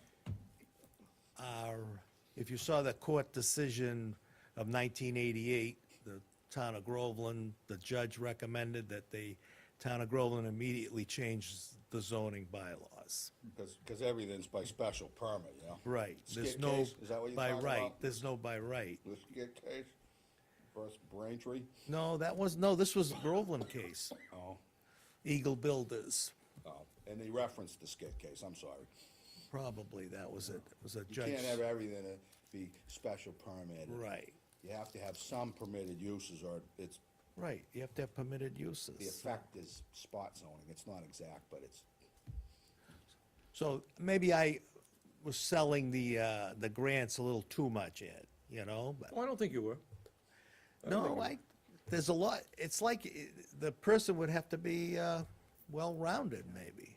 it's hard to find that person, the jack of all trade and the expert at none. If we need a grant writer, see, I'm in favor, but here's the argument I listen to, and I'm a big fan of the rail trail, you know? You spend $500,000 and then maybe you get $5 or $6 million 10, 12 years down the road, and it's pie in the sky. I'm being facetious. I don't like, that's gambling. So, if we hire a guy, he's filling out grant, applications, and we get nothing in return for it, we get nothing in return for it. So maybe we ought to hire a grant writer, take care of the, storm drain issues, chase after some money for Salem Street, these big ticket items. But I don't, try that. If we could get the money, then you give them a piece. No, and they need a conservation agent, I think, that, A that, licensed site professional or something, a LSP, or what would that person be? it would be a combination. You'd be more of a planner and a conservation agent with deed. Half and half. I just think you gotta have a hybrid. I think, conservation could use somebody to look at, wetlands protection, compliance, they need a licensed site professional, somebody to look at it. Planning, they need, that Lic- person in a PE involved to look at, like you said, you need No, multiple licenses to License, review dogs. you don't need a licensed site professional. That's a different, Yeah. Environmental issues. yeah, that's more like oil spills. and Dirty property. Yeah, dirty property. You don't need one on We conservation. don't have any of those in town. No, Okay, thank Bob. all right. Thank you very much. I think we beat the town planner for a while. All right. I just got a question, I'll throw it out. The custodian facilities person here at the town hall, they're looking to go from a part-time position to a benefited full-time position. I'm wondering, can that be put off for another year? Here's another increase in salary of another 17,000. I agree with Dan about the benefited positions. We're in the hole. We're not funding the benefits anyways. I find it ironic that we're adding positions with new benefit requirements. We're not even paying for the old benefits. I mean, you gotta stop that. Just stop that. 85 grand a year, and we just didn't fund it last year. Skip it. Gotta stop. I'm with you, Ed. Sorry. I just don't know why we can't continue with the status quo on that at least for another year and see if we're in a better financial position. Would you like, because that was actually Bob's request, I don't know if you'd like to hear from him on that. Yeah, if you'd like to enlighten us Back again. up there. Do you need some help getting up there? Why don't you just sit over next to Mike? Yeah. Well, we could make him town planner. That was my suggestion. Oh, it was? Give him a stipend, you know? No. No, you have a lot of property now in town. A lot of buildings. And you're gonna have bathrooms, one at Shanahan Field and one at Pines. We need someone to clean the bathrooms, like he does here, the custodial work in the town hall, fire station at South Groveland, library here. And there's not enough time now, I don't think. Volunteers can't maintain Shanahan and Washington Park, and I mean, they seem to do a pretty good job to this point. I don't know about public bathrooms, because I have public bathrooms and they can be a bad scene, so. And I was gonna have him do the, maintenance around Town Hall, this whole complex, as far as trimming and mowing. Take some of the work off of, my men. So what do you think we should do, raise taxes? Well, I just think you have the municipal complex here, and you have to maintain it. He's been doing a lot of work, too. He replaces ceiling tiles. He just doesn't do janitorial work. He does a lot of, maintenance work. Can I continue? Mr. Go ahead, Chairman? go ahead. I think our issue is, we try to stay within Prop 2.5. Things go up, we have automatic spreadsheet, you know, the magic spreadsheet goes up 2.5%. You know, why do we gotta get up over 2.5% on these things? I mean, it seems like it's an escalation of costs, and we're not controlling costs. However that is, I don't know if, you know, people need to work more efficiently, I don't know if they need to, you know, work a little quicker on their step. I don't know what the deal is, but seems to me that the budget shouldn't grow at more than 2.5% every year. That's just my opinion. I mean, if we go to 4 or 5%, we're gonna get croaked on taxes. I mean, it's not sustainable. And once you build that bureaucracy, nobody ever goes backwards. We're not having discussions at all about, oh, maybe we ought to eliminate positions. We're always debating whether or not to add new ones. It never gets smaller. Well, I don't think the town's getting larger, so. It's stagnant. It's 7,000 people. Where's the boom? Well, I was like 1,500 when I lived here, when I was a kid. Yeah, but in the last So- 10 years I've been here, it's just been dormant, you know? It's just- Because we've gone through a recession, the worst recession. We're still in it, a lot of us. Probably, but it's coming back. The building's coming back. People want services too. I'm concerned about the bathrooms. Well, eyes mean- that bigger than their wallets, a lot of them in town, you know? I bought my property in 93, built a house in 94, and the population has doubled, almost doubled since, from 3,700 to 7,000. So we continue to grow. This is a very much sought-after community. Yeah. And the reality is, except for the little bump of the recession, we've been on a growing path. Absolutely. And I just want to comment on what Bob said about, you know, he's not just a custodian. Last week, he was in the police station fixing the cells because the state came in and reported us that some of the cells had issues where there may be suicide areas. So he's fixing them, he's cleaning the bathrooms and the cells, so that we're not shut down. He fixed the front doors of the library, he brought in fiberglass and patched those up. So he's doing things that we would have to hire contractors to do.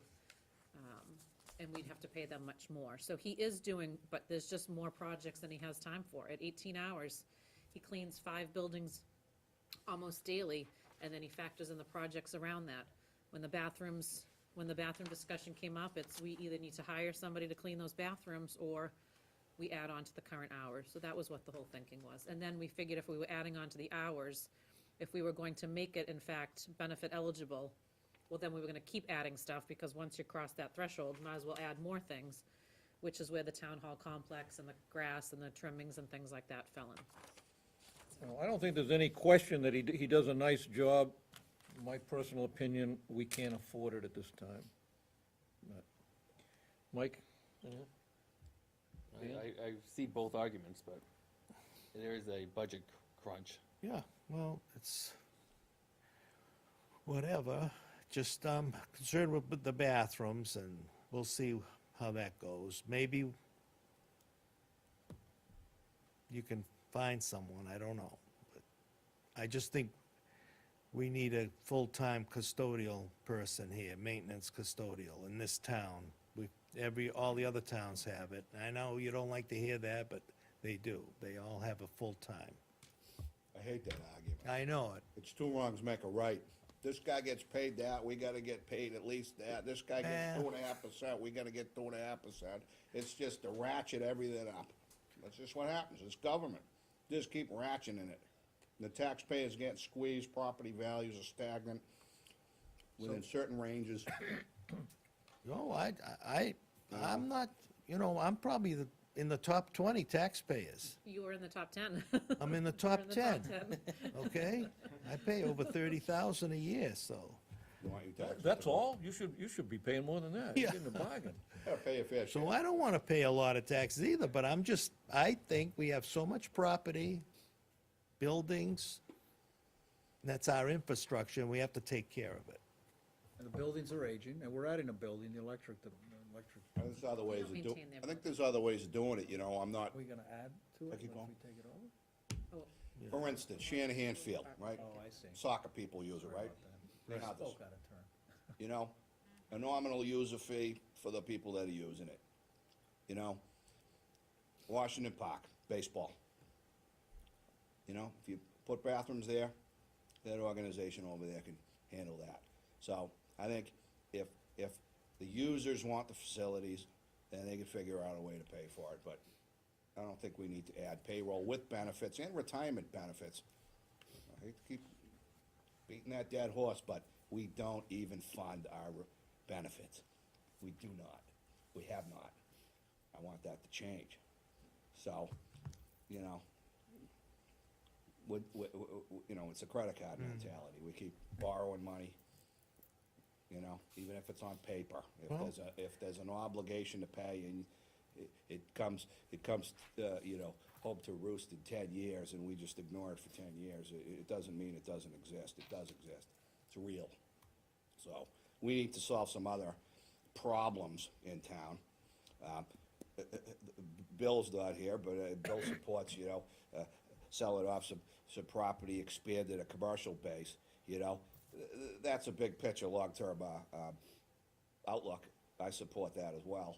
And we need to get up some revenue without hitting all the residences in town. Until we address that issue, what are we gonna do? We're gonna owe 3-4%, Prop 2.5 override? I'm not. All right. I'll go without. I'll say no to the service and I'll hold it and go home. No, Get a you could bathroom. probably get, we could go to soccer and see if they volunteer to clean, because they're gonna be installing theirs in April, so. I think Shanahan, they were planning to maintain their own. It was actually Okay. Bill Dunn who recommended that we roll it into our current custodian, but they weren't planning to maintain their own. It's the That was fines that we Bill's would, idea, it was Bill's idea to roll it in, with more benefits? well, as part of selling the position, I believe. It's the Thanks, Bill. pines that we'd have to worry about, because we don't have, there's not a group Sure. that maintains, we maintain the pines ourselves. We take care of all those fields and pay for all that stuff. So it's really the Pines bathrooms that wouldn't have a specific owner like Washington Park and Shanahan. Thanks. One other thing that to me raises a red flag, the water and sewer superintendent, where the commissioners are looking like they're putting them in for a 3.8% increase. I mean, I think that's a slap in the face to the other hardworking people here in the town hall, that the commissioners want to put him in for a 3.8%, and we're looking at giving a 2% raise to the rest of the, or proposed, the rest of the union workers. I think that's wrong. First of all, he got a he got an increase last year that was, again, way more than what everybody else get, and now we find out that he got more than what he should have, because it was raised on the town meeting floor, that we get the information now that it shouldn't have been.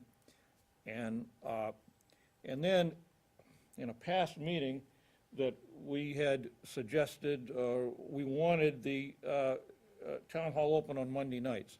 And the superintendent, he's not here most Monday nights. I don't think he's shown that he wants to work with us. I know he's got a board that he's responsible to, but I think that 3.8% raise on the water side and on the sewer side, it's not justified. Comments, Joe? I agree. Dan, anything? I'm with you, I mean, if we're gonna, it's public service. That's the name of the game, it's public service.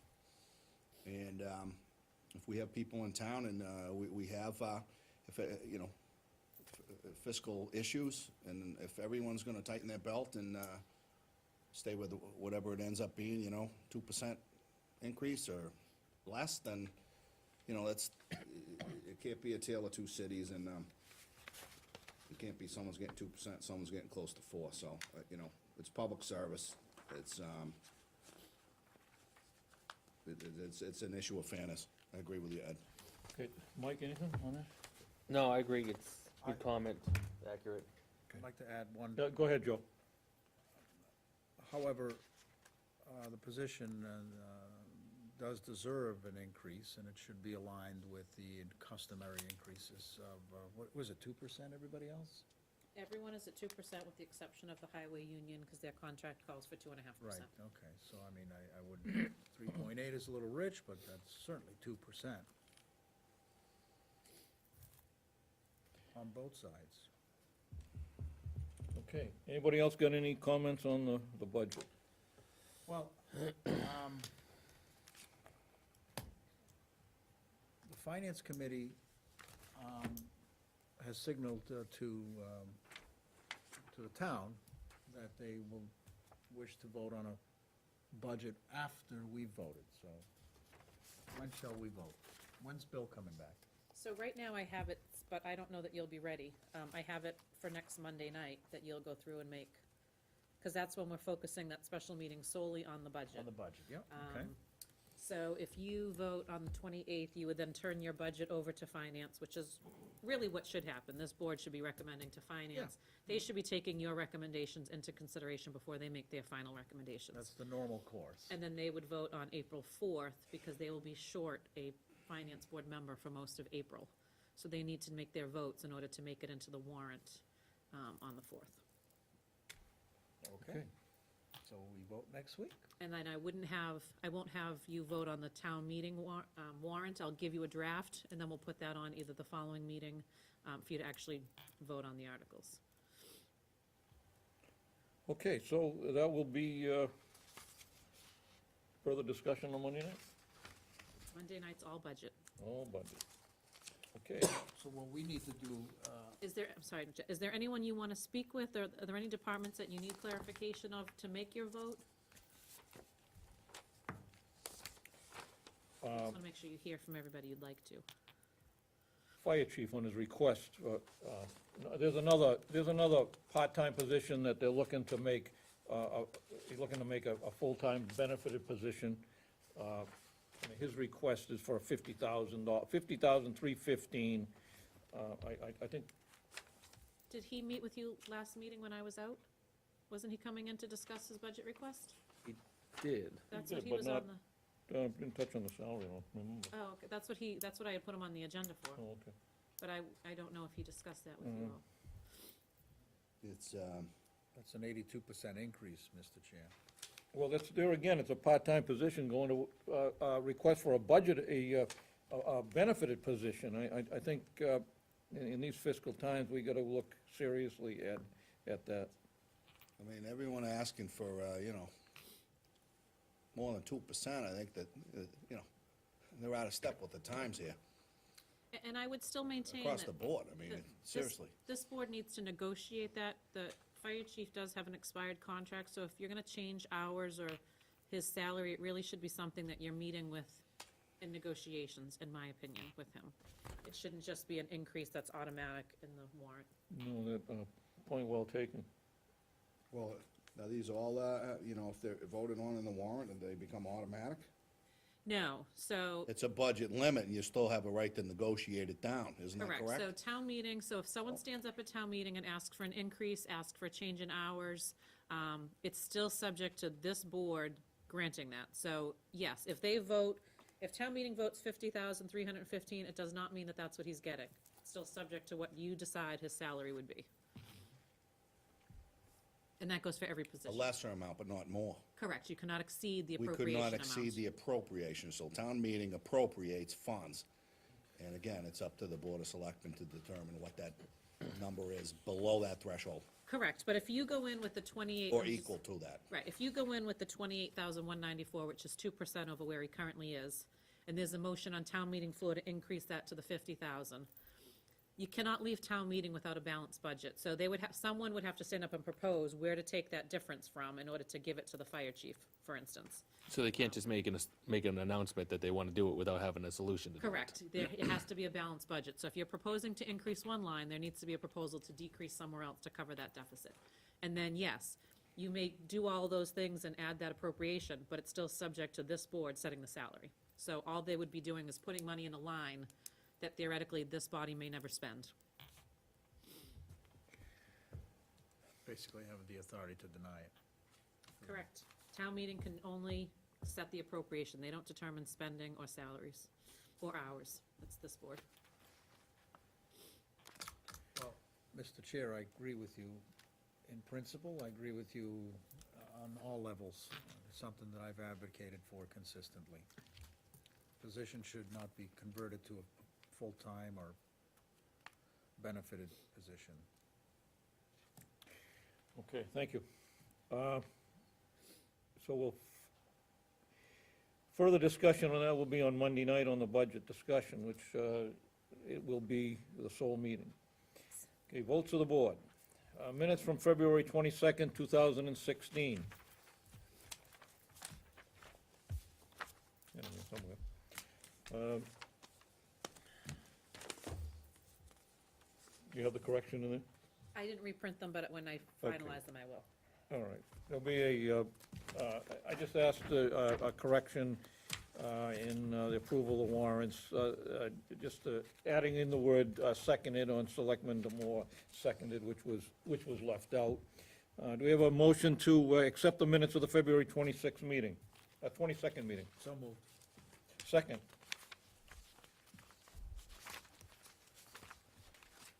Wait a second. I'll second that. he moved the Oh, motion, you moved the yes. motion, I'm sorry, I'll second that, yes. And a second. Any discussion? Give me a minute. You found it? Give me a minute. Okay, you're on the clock. Read them the other day. I assure you, Mr. McDonald, you will find nothing because Mr. Watson has gone through it with a fine Did, tooth did he, comb. huh? Well, you know, Including grammar, punctuation. you know, I'm certainly not that good at it, but I I'll make sure I wasn't. might have missed something, you never know. You're a good screen, Ed.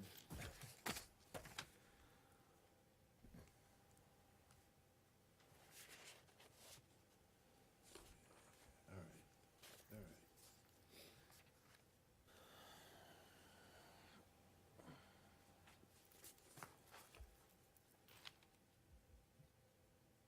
Yeah, I'm good. Okay, the motion on the floor with a second to accept the minutes of the February 22nd meeting. All in favor? All right, looks like it's unanimous. We need a motion to accept the executive session minutes from February 22nd also. So moved. Joe, you were not present at those. Oh, And, what date was that? February 22nd. Oh, I didn't and read it. Joe made the motion. Any second on He was that? actually not can't. present. I wasn't here. I remember reading it, but I realized I wasn't here, so. I'm sorry, what was that? So I can't make the motion because I Can't make the wasn't here, motion. yeah. Not I'll that make the way. motion to accept it. Mike Wood make the motion. Dan? I'll second that motion. Dan will second it. All in favor? Abstain. 3, 1 abstention. Vote of the board, accept the resignation of Jeffrey Aledo, am I pronouncing that correctly? Alto, from the Conservation Commission effective March 31st. So moved. And Second. second, Mike, any discussion? Yeah, I got a question. I mean, his reason for resignation, should we explore that? It seems like he's leaving for a, trying to read between the lines on it, but is there a problem there that needs to be addressed? He has young kids and it's taking too much of his time. Okay, that's the simple, that's just it, okay. Because I read it as, I read it as a different way. No. All right. The next, an email from Steve Merrill asking the board to consider adding, Watson, you just need to vote on that. oh, you're right. Accept the resignation of Jeff from the Conservation Commission. There was a motion and a second. All in favor? It looks like it's unanimous. And next, all set on that? Yes, thank you. Email from Steve Merrill asking the board to consider adding resident recognition time to the town meeting. So Steve Merrill sent this email back in December to the board. I've had it in the folder, waiting till we come up to town meeting. So I wanted to present it to you, where he was asking. And it is quite standard with most town meetings, do start town meeting with, not usually residents, but the town moderator would pick one individual to recognize a year of commitment and dedication and volunteerism and so on. So I just thought I would bring it forward to see if it's something you all would like to enter. Well, I think it's a great idea. I just want to make sure that we can implement it. In other words, we have to notify the moderator, and someone has to feed him information if he doesn't know who to recognize. Well, it could still be, it could be this board choosing someone to recognize, it doesn't have to be the moderator, so that was just, most moderators make appointments and things like that in other Or the towns, so they chair, tend to. our chair can also recognize people, so. yeah, So what do we take, suggestions through, It's near the up to you. tail end of the year and then pick one out of the, Or if you know of somebody that you'd like to recognize for some reason. Would it be better to do it at the special town meeting in the fall? I mean, we got so much to do on the budget. I mean, it's kind of like, I agree with it in principle, should recognize people, and it's a great idea, but is it the right forum with, there's a lot of people that, I mean, it goes 4 hours, and they're anxious to, let's move this along. I don't want to have that happen, and then we get in a situation where it's, move the question, which irritates me, because I like debate. If somebody wants to say something at the mic, they should be able to say something without everybody saying, move the question. And I think that's just gonna back us up on a timeline. I'd almost, rather see that at special town meeting where there's a little more time, a little more breathing room in the fall. The only thing I would say is there's not always a special town meeting in the fall, so there may be years that we don't have one, but I'd like to see it. They do interim planning and, you could even do it here. I mean, you could have I every was gonna say. quarter, this board could choose a different citizen could recognize. You could do that too. That makes a lot of sense. yeah, because he did suggest selectmen's time or town meeting. I mean, it's So- easy to do a selectmen's I time. think the selectmen's time is the way to go. So you could certainly start that way, and if there's somebody that's more deserving of a, larger recognition, you could add it to town meeting in a brief, few minutes. But that's something, if you wanted to explore, you could do it during a meeting here. Okay, somebody want to make a motion on that? Mike, you want to give it a whirl? I don't know what I'm motioning. Is it to look into Resident recognition to be implemented through the, At, Selectmen. selectmen time? Yeah, I'll make a motion to recognize individuals for selectmen's time for special recognition.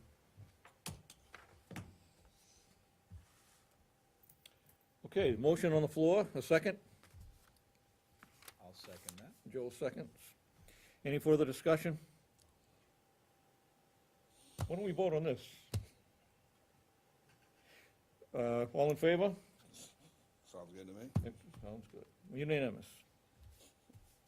Okay, Do you want me to put something out soliciting recommendations? Do you want to just take word of mouth as you interact with people? Well, no, any specifics we could get would be So you- better than just I mean, I can put something generalization. on the website that says, would you like to nominate a, and then you guys Yeah, you can, can mention that the Board of Selectmen has voted to solicit recommendations from the citizens for resident recognition.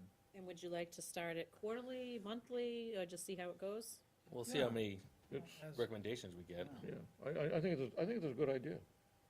Yeah, we can do it as they're presented. Okay. Running behind schedule, old business. Anybody got anything, old business?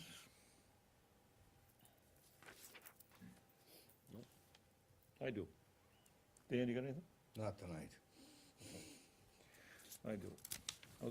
I was asked to give an update on the rear fields at the Bagnell School. Comments about money being missing, et cetera. The $98,000 is not missing. It's gonna be used to repair the rear fields. At the special town meeting on October 26th, the $98,000 was transferred from the Bagnell Summer Revolving Account to the Bagnell Landscaping and Grounds account. The $98,000, along with $75,981.82 that was remaining in the Bagnell School Building Fund, was transferred also, and that's gonna be used to repair the rear fields. The chairman's working on the time frame, on a timetable. The well is scheduled to be done first. The chairman will coordinate with the director of the summer program, the superintendent of schools, and the school principal, so there won't be any impact on the summer program or the Bagnell School. The director of the summer program last year spent $78,000 more than what he was allowed by law to spend. He's overspent in the last few years, and we have to get it to comply with the law. He claims that he didn't realize he was limited to 1% of the tax levy. So we gotta get that back into compliance. The director of the summer program, he'll be coming again before the Board of Selectmen, perhaps even the Finance Board, to go over his proposed budget, set salaries, and appoint the staff. I was asked to give that little update. Any questions on that, Well, or comments? Mr. Chair, I really appreciate you bringing this out, because it just is a reiteration of what we've already discussed. You know, the tax levy is $13 million, so we can only spend 130,000, 1% of that. We've consistently seen the program exceed its mandated legal limit. I don't know why. And so we actually acted as a board to bring that program into compliance with Massachusetts law. And the second part, that I'm so happy that you've reiterated, is that despite some concerns that were expressed to me privately by approximately 8 people, and some openly, we're not shutting down the back property of Bagnall so that the kids will have nothing to play on during summer program. I think you made it very clear. And I have understood all along that the goal here was to, first of all, to get the wells in place as soon as possible so that we actually would have water back there for the kids, for example, to use on the water slides. And to his credit, Bill Dunn, and to his credit, the superintendent, are taking personal responsibility to make sure that the summer program is going to have a workable plan so that the development of the back of the Bagnall School will be done in such a way that it doesn't impact the summer program, but yet will still be developed. And a lot of things can happen after August 15th. So thank you for bringing this out and for quelling a lot of misinformation. Okay. Dan? Yeah, on that subject, because I've spoken with some people recently in the last month, and there's been some criticism about the Board of Selectmen's involvement in the summer program over there. But bear in mind, you know, I see our job as we need to do things according to the law, so that that summer program is operating under a revolving account, and it has limitations on it. So to exceed that, and not to be in compliance with the law is not an option as far as I'm concerned. If those involved in the program would like to expand that budget, there is a legal mechanism for it. They could try to have that paid for and budgeted through the omnibus and vote on it at town meeting. So there is a legal mechanism for it. But I've, listened to some criticism about that it's, the program was what it was for a period of 10 years. And, well, it wasn't compliant. So if you want to continue down the road and just ignore laws, then get yourself elected to the Board of Selectmen and do your own dirty work. But I'm here, and I think we need to do things right. And we do have laws, and we have mechanisms that do work. And if you want to bring about change and you believe that that should be part of the budget, then do something about it to affect that change. It could be part of a recreation department. That budget could be $115,000 as it is under the revolving account, right? I believe that's the number. Or if you don't like that limitation on the program, because somehow you could be better served with a higher budget amount, then get involved, try to make the changes legally, and you could make that budget $200,000, $300,000. You could try to make it anything you wanted, but it needs to be voted on in a formal process at town meeting. So we should all play by the rules. I don't appreciate the criticism that somehow I'm, doing the right thing. I don't look the other way, okay? If you don't like the rules, then you go change the rules. So that's my 2 cents on it, because I've heard the criticism that this board, it worked fine the way it did for 10 years. Did it? Is it okay for somebody to drive 50 miles an hour in a 30 because, no one ever got ran over? Just, do the same things every day? That's not my mentality. And all I gotta say. Thank you. And Joe? revolving funds are not there's no way that revolving funds can be used for the Board of Selectmen to dip into some magical amount of money to use for something else. That's another severe criticism that I had received privately from people, that we were actually doing that. We're using this as a slush fund to go take care of other bills. So, I'm glad again, Mr. Chair. I appreciate your comments, and Dan as well. I think that, go ahead. Yes, I just wanted to say, I was able to set a meeting today with Chair Dunn, myself, and the parties you previously mentioned for the first week in April. So at our mid-April meeting, we should have an update on the project and when it's going out to bid and the timeline. I know that the chairman's not here tonight, but I think he does deserve a lot of praise for moving this thing forward as quickly as he's done. Anybody else got any old business? Nope, nope. Okay, correspondence. We've, in our packet, we got the minutes from the March 2nd, 2016 meeting. We got executive session minutes from March 2nd, minutes from March 7th, letter to Richard Greenwood regarding his Class 2 license, letter to Eric Harper regarding unregistered vehicles at 441 Main Street, letter from the Board of Health with regards to the proposed firing range, resignation of Richard Lombard from the Board of Health, correspondence from the Police Department, a rebuttal of the Board of Health letter regards to the proposed firing range. Okay, we have that in our packet. Go ahead, and then one other one. No, I just wanted to, with regards to the resignation of Richard Lombard, I do just want to make a public statement that it is a 3-member board. We had a resignation last year because someone moved. No one has taken out papers for that one vacant position. We will be left with one person as of May 2nd on the Board of Health. So if anyone is interested in getting involved, please send a letter in to me for the Board of Selectmen to appoint somebody. I did reach out to town council because I don't believe we can function with a board of one, and they actually have quite a bit of statutory authority on the Board of Health. So I don't know what we will do on May 2nd if someone is not willing to volunteer and step forward. So, again, if anyone wants to get involved, please contact me. This board can appoint in the interim. And I,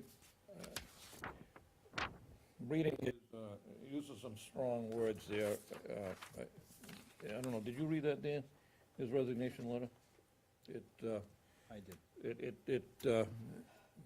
I didn't like his, Let me look at it. Did I confuse that with the other resignation? Is that why I brought that up? right here, Dan. Is that why, Mike? I think you did. All right, let me retract what I questioned on the last one. I confused the resignation. Too late. Yeah, this is the one I was looking at there, you know? That's why I'm sorry about the other guy, you know?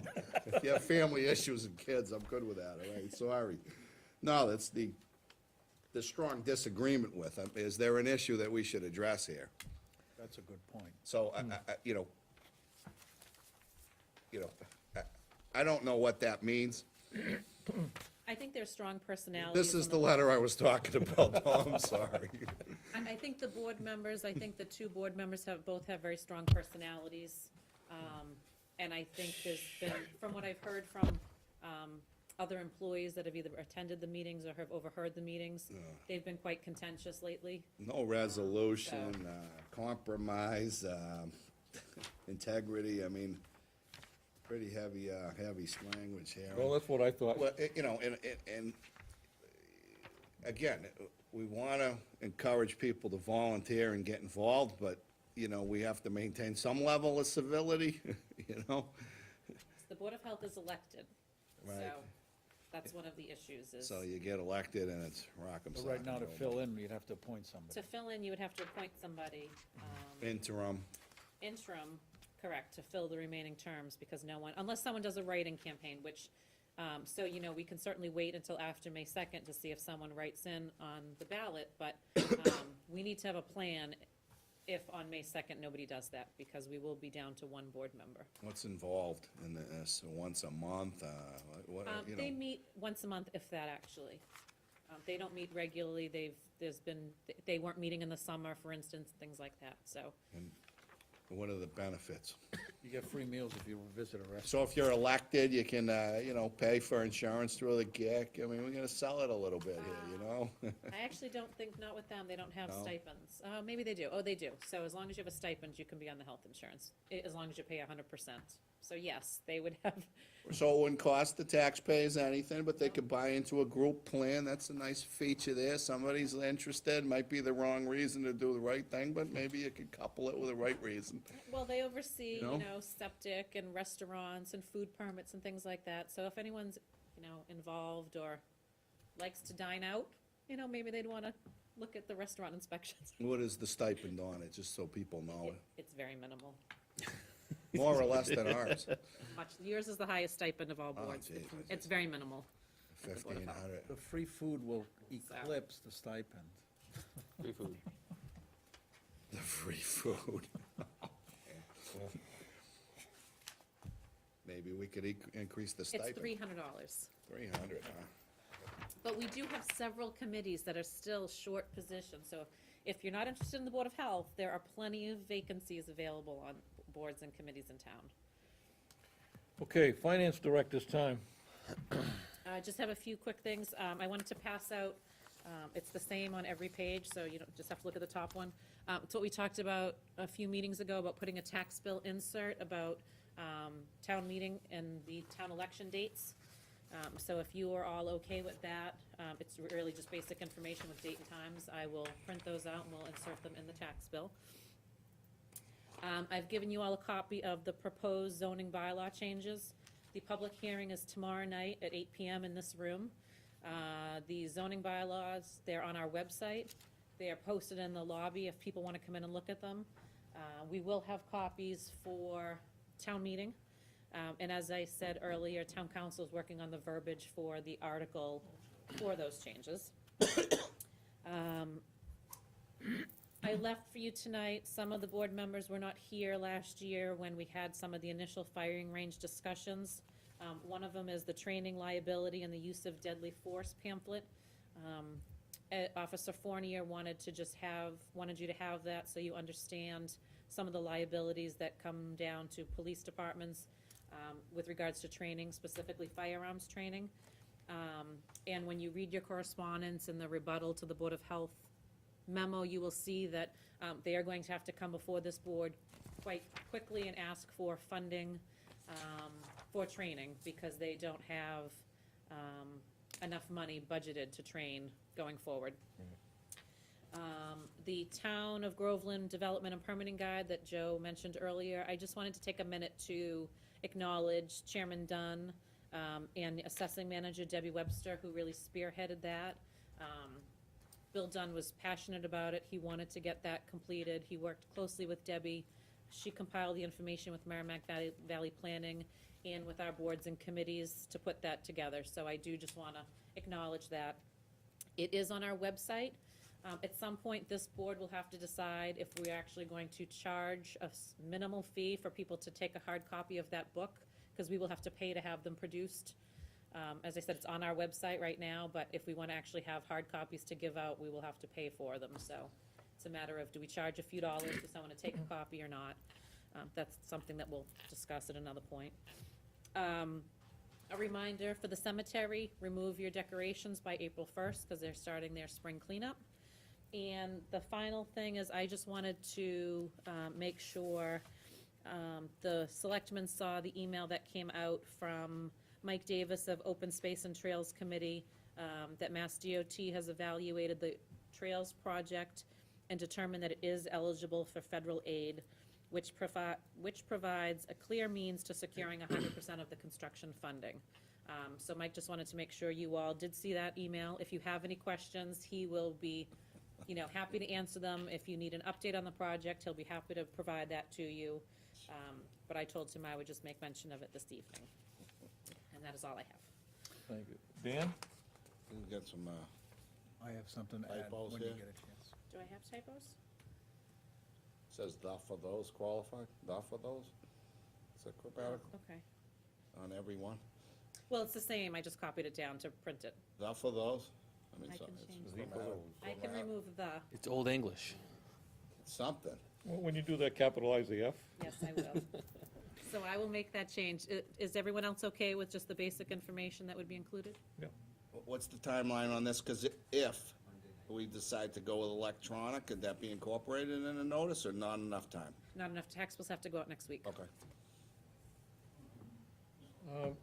Just Worth a shot. Just a question, maybe you know. I know the postal rates are scheduled to go down in April. Do you know?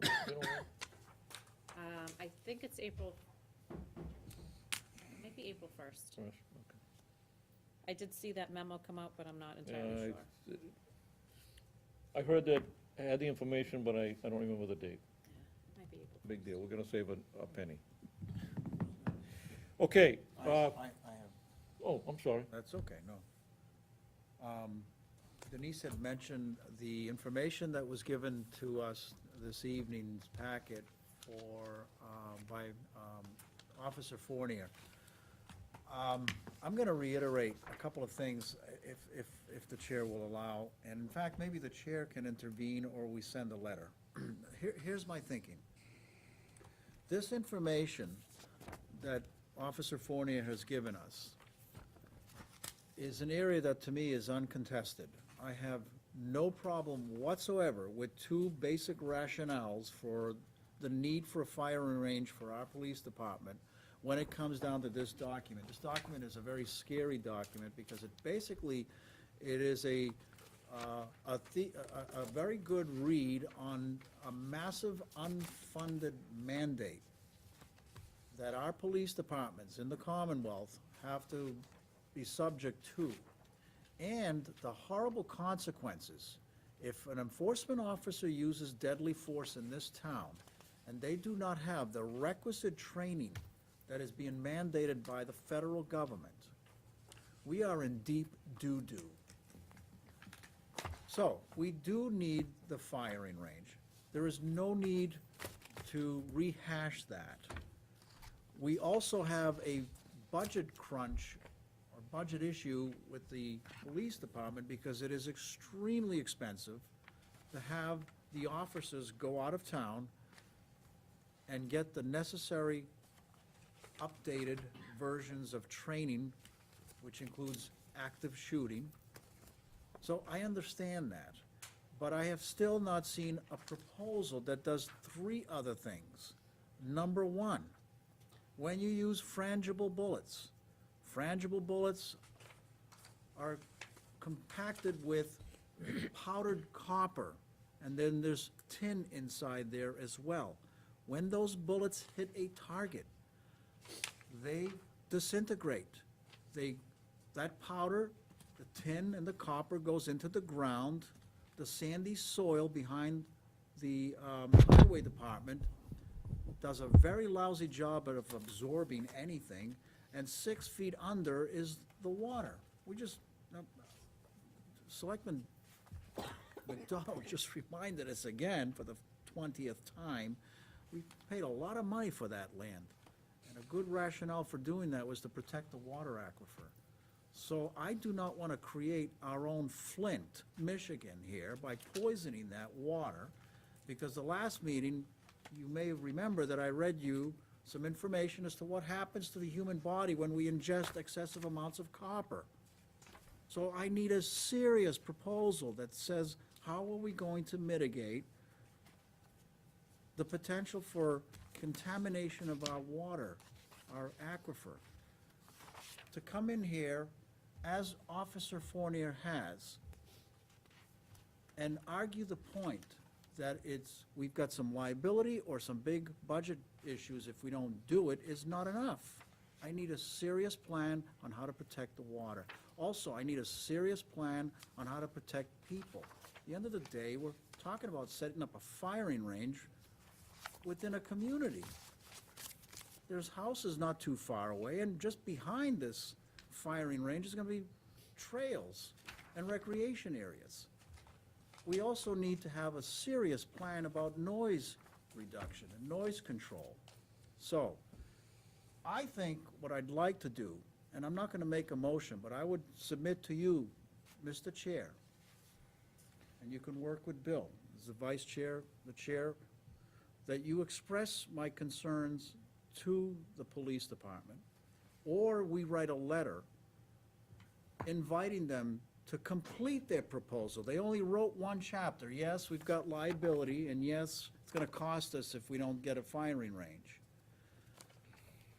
And what was presented at 2 meetings ago, that everybody that in authority said it's okay, is also insufficient. I would need to get in writing from authorities that it's okay to put a firing range there. So I would like to chair, or either the chair reach out to them, or we write a letter saying, we need you to complete your proposal, write the other 3 chapters. What are you gonna do for prevention of water contamination? What are you gonna do for public safety, and what are you going to do for noise control?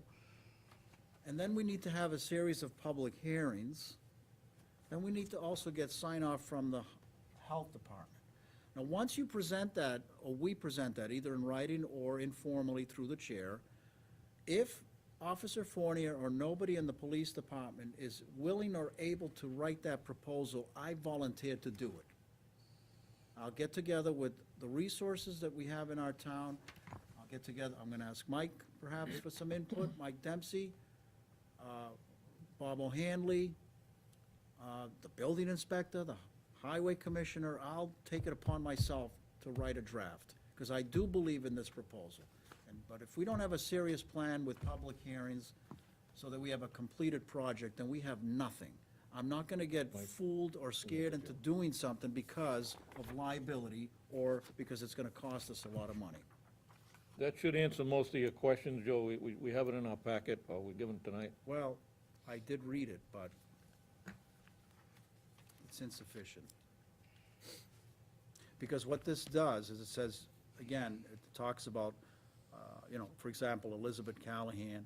It's just not comprehensive enough. It's not enough for me to hear that the EPA says it's okay. Bottom line is, if you're gonna use a frangible bullet, and you're gonna have copper and tin residue, you need to put a floor on that firing range in the form of concrete or asphalt. You need to have a berm. There's a lot of things that's required, so this is insufficient. However, I welcome this, I did read it, because it's a good start. But I'll write it. I'll write it with the folks from the planning board. I'll take that O'Hanley. back. All right, so thank you. Thank you for listening to my Okay, discussion. anything else for the Thank finance director? Nope. Selectmen's time. Anybody got anything? Dan? Selectmen's time? Not tonight, no. Mike? Yeah, actually, I got a couple of observations that I just wanted to go over.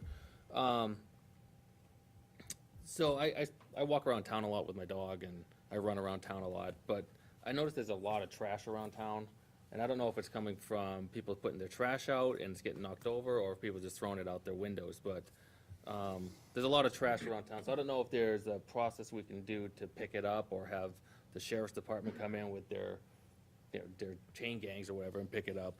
But it seems to be an excessive amount of trash around town. Just litter, basic litter. okay, Well, yeah. I don't make, cups and Yeah, I understand. styrofoam and paper and all kinds of stuff. And then on top of that, I was stopped the other day while walking my dog down by Shanahan Field. The Groveland soccer team was down there cleaning up, and they had asked me about, people picking up after their dogs, which I think is a town ordinance of some kind. But that's part of being a dog owner, a responsible dog owner, is to pick up after your dogs when you're out walking them. So, I could ask people to maybe step it up and be responsible and pick up after your dogs and not leave their mess all over town. Because all up and down Main Street, there's a lot of dog mess that I don't know whose dog it is, but it's gross and it's, a health hazard. And then the final point that I noticed is more of a safety issue with, over by Bagnell, where the speed limit changes to 20 miles per hour in the morning and the afternoon when school's getting in session and out of session. There's an excessive amount of speeding through there, and then people not stopping for the kids in the crosswalks, which is a safety issue. So I would ask that people be aware that that is a school zone for the hour in the morning. It's been like that forever. For the hour in the afternoon, it's been like that forever. Just to be aware that there are kids that are going to be waiting in the crosswalks, and to make sure that they're able to cross safely. A local citizen had mentioned to me privately that if we could set back the speed limit signs, that might help mitigate some of the speeding. I'm wondering if that's, I don't know, Ed, what do you think? The- or Mike? Is the that a electric simple ones? fix? Yeah. I don't think, that's not a simple fix. To do what? Setback, what do you mean by Set that? back the So speed. you know limit. the 20-mile-an-hour sign that goes up Yes. at 7:20 in the morning or whatever? To move it back Move 50 it back, yards? yeah, That's, so well, that now you're talking electrical, you're Oh, it's too talking- close to the school. Yeah, in other words, it's too. Doesn't close. give you time to, you'd have to slam the brakes on by the time you see it. Exactly, yeah. Might make sense. Well, that might be something that, the Wasn't my idea, highway I thought it department's was- working on, the highway superintendent's working on with the reconstruction of School Street. With that and I that will rail ask him trail. if need be, 'cause he is working on that intersection, so I Yeah. can ask him. Yeah, I'm And sure. I can ask the police, I can just let them know. Well, I know maybe that they they're can over use there some. sometimes, but they can't be over there all the You time. know, I go by there almost every morning and during school time, and most days, there's a police cruiser out there Right. somewhere. Almost every Yeah, day. but- almost every day. Yeah, true. I can't say every day, but almost every day. But they're usually on one side of the school driveway. No, I see them But they're in not on different both places. sides, that's what I mean. Oh, They're no. not doubled up there. So, I mean, the kids are trying to cross the crosswalks over there from Center Street across School Street to get to the right side of the school, or on the other side, what's that, Pandora Ave or something. Just, I'm asking people to be aware of what's going on over there. And on the trash, I mean, should we put out a kind of a call to volunteer groups to see if they want to do Maybe. annual spring or spring and fall cleanups? I mean, I know they've done that over the years in parks and so forth. Well, that maybe. gets back to I never- volunteerism. I and- never thought of maybe, I mean, I'm working with kids from the high school on a very significant volunteer project, and just the other day, I was signing off sheets for hours, but I never thought of street cleaning. It's not a bad idea, it's something new. Well, like I said, mostly on Main Street is where I walk, but I have gone up and around Center Street, and Center Street all the way down has trash all up and down both sides. And I don't know where it's coming from. That's something that happens every spring, Yeah, in the and, spring especially. I found the homeowners to be pretty good about going out and picking up the trash. And the highway department, they'll be sweeping the streets, so they'll be picking that stuff up. Well, that'll help. And I just wanted to comment on the dogs. I've gotten complaints from the recreation groups that the fields at the Pines are a mess too. We tried last year, I don't know what we do, but they've had complaints this year that they started their spring cleanup over there and their fields are a mess. Okay, anybody else on Selectmen's time? Well, we could put out a question, we could put something in writing and send it to the schools. If there are volunteer, students that need community service credits and groups want to form, contact the Board of Selectmen for more information, and then we might be able to, at least maybe once or twice a year. Yeah. Because I think the parks are okay, and like Ed said, the people's properties are okay, but it's all the spaces in between. Right. Right. And then, things do get a little messy during the winter. Oh, yeah, absolutely. As a walker, I agree, the dog situation's getting, But I do occasionally, down on Center Street where Mike was talking about the property there, occasionally I see somebody walking down there with a trash bag, picking up, one of the neighbors picking up stuff. They do that.